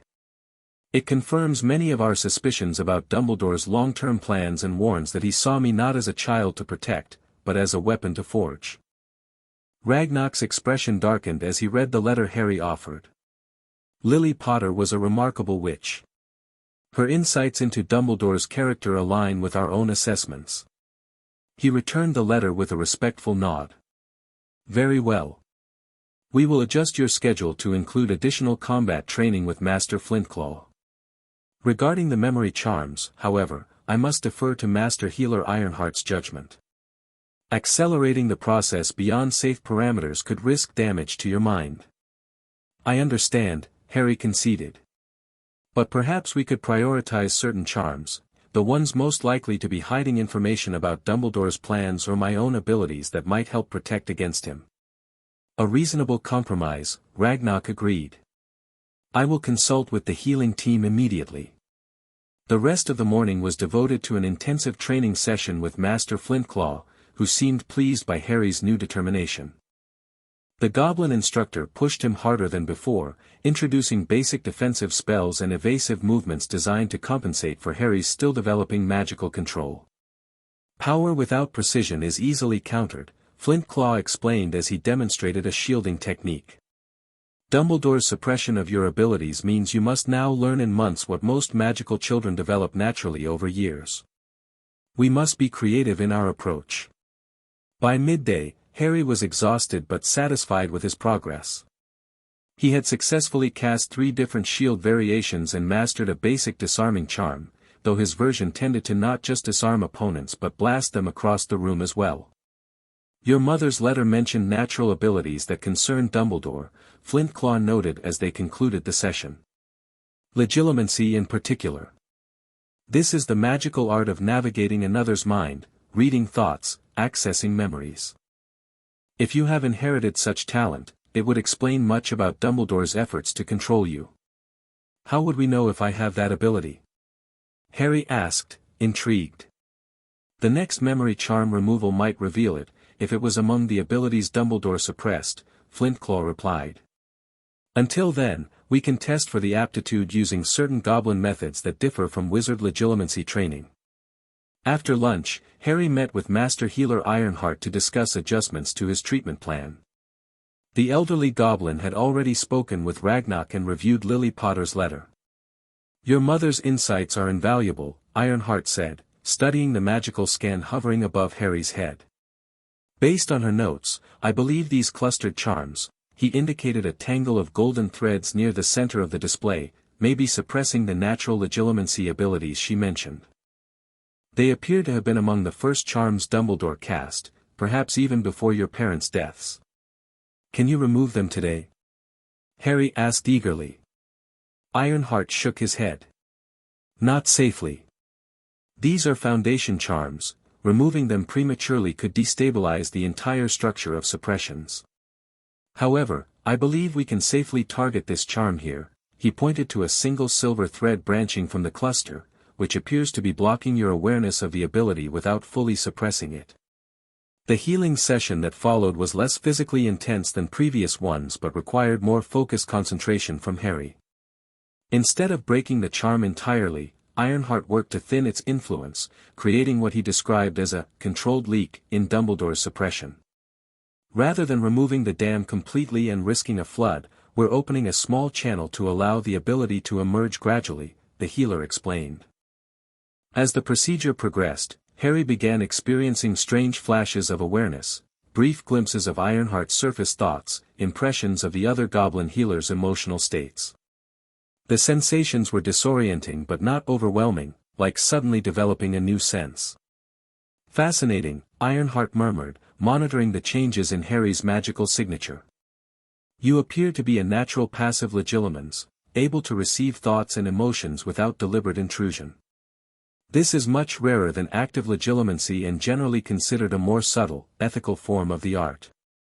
Is this why I sometimes seem to know what people were thinking at the Dursleys? Harry asked, remembering occasions when he'd anticipated his aunt's mood swings or his uncle's outbursts before any visible signs. Most likely, Ironheart confirmed. Your innate magic was finding ways to protect you despite Dumbledore's suppression. This may also explain your remarkable resilience in maintaining core memories despite the extensive charm work. By the time Harry prepared for his daily visit to St. Mungo's, he had gained sufficient control over his emerging ability to avoid being constantly bombarded by others' thoughts. Ironheart provided a simple focusing technique, imagining doors that could be opened or closed to control the flow of incoming impressions. With practice, this control will become instinctive, the healer assured him. For now, maintain awareness of when impressions become overwhelming and use the visualization to create distance. Sirius immediately noticed the difference when Harry arrived for their visit.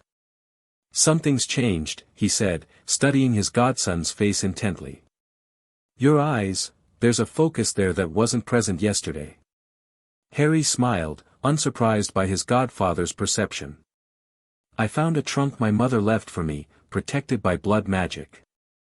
It contained a letter warning about Dumbledore and explaining some of what's been happening. As Harry described the trunk's contents and Lily's warnings, Sirius's expression shifted from surprise to vindication to righteous anger. I knew it, he said fiercely. I knew something wasn't right with Dumbledore's plans those last few weeks. James and Lily were becoming increasingly concerned, but I didn't understand the full extent. He ran a hand through his hair, a gesture Harry was coming to recognize as a sign of agitation. If only I'd trusted my instincts more, pushed harder for answers. You couldn't have known, Harry assured him. And dwelling on what-ifs doesn't help us now. We need to focus on moving forward. Sirius looked at him with a mixture of pride and sorrow. You sound so much like your mother when you say things like that. Lily was always practical, always focused on solutions rather than recriminations. Their conversation was interrupted by the arrival of Madame Bones, accompanied by a stocky wizard with a wooden leg, a magical eye that swiveled independently of his normal one, and a face so scarred it looked as though it had been carved from weathered wood. Potter, the newcomer growled by way of greeting, his magical eye fixed unnervingly on Harry. Alastor Moody. Former head Auror, current security consultant to the DMLE, and your father's training officer back in the day. Alastor has been conducting his own investigation into Dumbledore's activities, Madame Bones explained. He's uncovered information I believe you and Sirius should be aware of immediately. Moody stumped over to the window, checking the street below before drawing the curtains closed with a flick of his wand. Constant vigilance, he muttered, then turned back to face them. Right. Down to business. We've identified a pattern in Dumbledore's movements since his disappearance. He's been visiting sites associated with Nicholas Flamel and the Philosopher's Stone. The what? Harry asked, unfamiliar with the term. Legendary alchemical artifact, Sirius explained quickly. Produces the elixir of life, which grants immortality, and can transmute base metals into gold. Nicholas Flamel is the only known creator of a working stone. He and his wife are over 600 years old. Moody nodded approvingly at Sirius's summary. Flamel and Dumbledore have been research partners for decades. Our sources indicate Dumbledore convinced Flamel that the stone is in danger from Voldemort's remaining supporters and needs to be moved to a secure location. Hogwarts, Sirius guessed immediately. Exactly, Moody confirmed. Under the guise of protecting the stone, Dumbledore appears to be setting up an elaborate security system within the castle, one that would require specific knowledge and skills to navigate. Harry frowned, not seeing the connection. What does this have to do with me or the memory charms? Moody's normal eye fixed on Harry while his magical one continued its constant vigilance. Think, Potter. Why create an obstacle course to protect something unless you want someone specific to attempt it? It's a test, or a trap. And given Dumbledore's obsession with you, I'd wager my good leg you're the intended target. But why? Harry pressed. What purpose would it serve to lure me into some kind of magical obstacle course? To see what you're capable of, Sirius said slowly, the pieces falling into place. To test your abilities, your problem-solving skills, your courage under pressure. His expression darkened. To continue forging his weapon, as Lily put it. Madame Bones nodded grimly.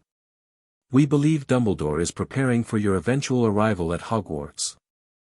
Despite everything that's happened, he seems convinced you must attend the school, perhaps because of prophecy elements we're unaware of, or because of something specific about Hogwarts itself that relates to his long-term plans.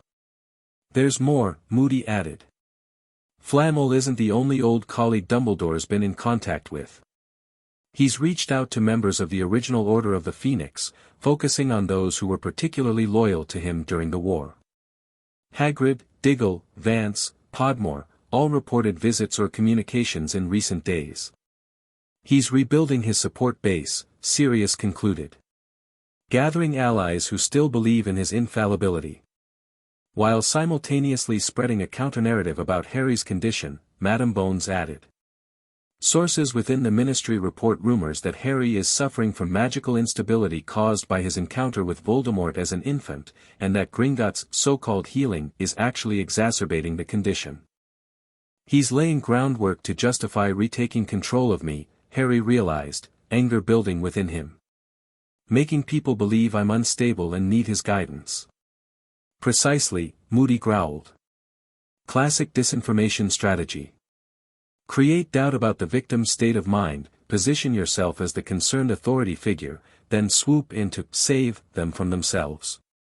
The revelations continued as Moody outlined what they knew of Dumbledore's other activities: attempts to access Potter properties through manipulated ministry documentation, inquiries into Sirius's medical status through supposedly secure channels, and most concerning of all, research into blood wards similar to those he had established at Privet Drive. The blood protection angle is particularly troubling, Madam Bones noted. He seems fixated on the idea that you must maintain some connection to your mother's blood, meaning Petunia Dursley, for your protection against Voldemort. My mother's letter mentioned blood magic, Harry said, but not the way Dumbledore uses it. She described ancient family protection rituals that use willing sacrifice and love, not forced proximity to abusive relatives. Moody's magical eye swiveled to focus on Harry with new interest. Lily Potter was a brilliant researcher. If she left documentation of alternative blood protections, that could be invaluable. Dumbledore's interpretation of blood magic has always struck me as suspiciously convenient for his purposes. The meeting concluded with practical security arrangements for the coming days. Potter Haven had been located and assessed by Gringotts teams, who confirmed its suitability as a safe house. Goblin wardmasters were already enhancing the existing protections, and Sirius was expected to be released from St. Mungo's within 3 days if his recovery continued at its current pace. Until then, constant vigilance, Moody emphasized, his magical eye swiveling toward the door moments before a knock announced Healer Strout's arrival to end the visit. Trust no one completely, question everything, and remember, Dumbledore thinks decades ahead, like a chess master. Understanding his endgame is the key to countering his moves. As Harry prepared to return to Gringotts, Sirius pulled him into a fierce embrace. 3 more days, pup, he whispered. 3 days, and then we'll be together properly. No more hospitals, no more separation. 3 days, Harry echoed, clinging to his godfather for a moment before reluctantly letting go. I'll bring more from Mum's trunk tomorrow. There are things you should see, research notes that might help us understand what Dumbledore's really after. Back at Gringotts, Harry was surprised to find not only Director Ragnarok waiting for him but also Augusta Longbottom, Lord Greengrass, and a severe-looking witch introduced as Amelia Marchbanks, Chief Warlock pro tempore of the Wizengamot. Forgive the unexpected gathering, Herr Potter, Ragnarok said as Harry entered the conference room. Events are moving rapidly, and a coordinated response has become necessary. The allied ancient houses have called for an emergency session of the Wizengamot, Augusta Longbottom explained without preamble. The agenda includes formal censure of Albus Dumbledore, revocation of his various titles and positions, and the establishment of an independent commission to investigate the full extent of his manipulations. Dumbledore's supporters are mobilizing in response, Lord Greengrass added. They're portraying this as a power grab by traditionalist families, claiming we're using you as a convenient excuse to target a progressive leader. Which is why your testimony would be invaluable, Madame Marchbanks said, addressing Harry directly. As Chief Warlock pro tempore, I can assure you that appropriate protections would be in place should you agree to address the Wizengamot. Harry considered the request carefully. When would this testimony take place? The emergency session is scheduled for 2 days from now, Augusta replied. We understand your godfather is expected to be released from St. Mungo's the following day. His presence would also strengthen our position considerably. I'd want to discuss this with Sirius first, Harry said. And with my solicitor, Lord Greengrass. If we determine it's safe and strategic for me to appear, then yes, I'll testify. Madame Marchbanks nodded approvingly. A measured response, Herr Potter. Most appropriate. We don't ask you to share anything you're uncomfortable revealing, simply the basic facts of what was done to you and how it was discovered. As the meeting continued, Harry found himself drawing on his emerging legitimacy to sense the underlying motivations of those present. Augusta Longbottom radiated genuine concern for both Harry and her grandson, along with a steely determination to see justice done. Lord Greengrass projected calculated strategy, viewing the situation through a political lens while maintaining sincere concern for Harry's well-being. Madame Marchbanks was harder to read, experienced in shielding her thoughts, but Harry detected no deception in her stated intentions. The gathering dispersed with arrangements made for Harry to meet with Sirius the following day to discuss the Wizengamot testimony. As Lord Greengrass prepared to leave, he paused to speak with Harry privately. "Daphne asked me to convey a message," he said with the hint of a smile. "She suggests you wear the Potter heir ring prominently during any public appearance. It will serve as a constant reminder to the Wizengamot of exactly who you are, not just the boy who lived, but the heir to an ancient and noble house." "Tell her thank you," Harry replied. "Her political instincts are impressive." "Indeed they are," Lord Greengrass agreed. "She also mentioned that Neville Longbottom has made remarkable progress since his memory charms were removed. Apparently, his magic has stabilized significantly, and he successfully cast several spells using his father's wand yesterday." This news reinforced what Harry already suspected. Dumbledore's interference had affected multiple children with significant magical potential, suppressing their natural abilities and confidence. The pattern was becoming increasingly clear: systematic identification and control of young witches and wizards who might someday challenge his authority or disrupt his plans. That evening, Harry returned to his mother's trunk, this time focusing on her research into prophecies and their interpretation. The notes were complex, referencing obscure magical theories and ancient divination practices, but certain passages stood out with clarity. Prophecies are not immutable destinies but rather potential pathways of magical significance. Their power lies primarily in the belief and actions they inspire, not in some predetermined cosmic script. When key figures accept a prophecy as absolute truth and act accordingly, they often create self-fulfilling outcomes. Albus's insistence on the prophecy's literal interpretation concerns me. His expertise in divination is minimal compared to his other magical disciplines, yet he speaks with absolute certainty about what must occur. When I questioned the multiple possible interpretations, he became uncharacteristically dismissive.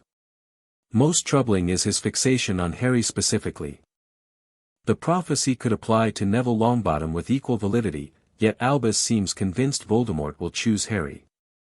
When I asked how he could be so certain, he spoke of signs and magical indicators, but provided no specifics.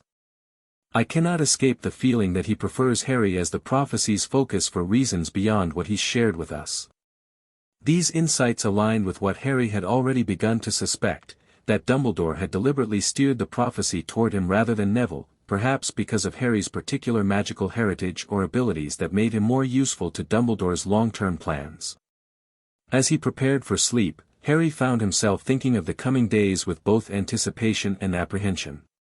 Testifying before the Wizengamot would be intimidating, but it also represented an opportunity to publicly reclaim his narrative from Dumbledore's manipulations. And beyond that lay the promise of a new life with Sirius at Potter Haven, their first real chance at the family they should have been all along. Whatever Dumbledore was planning with the Philosopher's Stone, whatever his ultimate, greater good, might entail, Harry was now surrounded by allies committed to protecting him and uncovering the truth. The memory charms would continue to be broken, restoring more of his abilities and recollections with each session. His training would progress, developing the skills he would need to defend himself. Most importantly, he was no longer alone, no longer the isolated, ignorant child Dumbledore had designed him to be. He had his godfather, new friends, political allies, and the goblins of Gringott standing with him.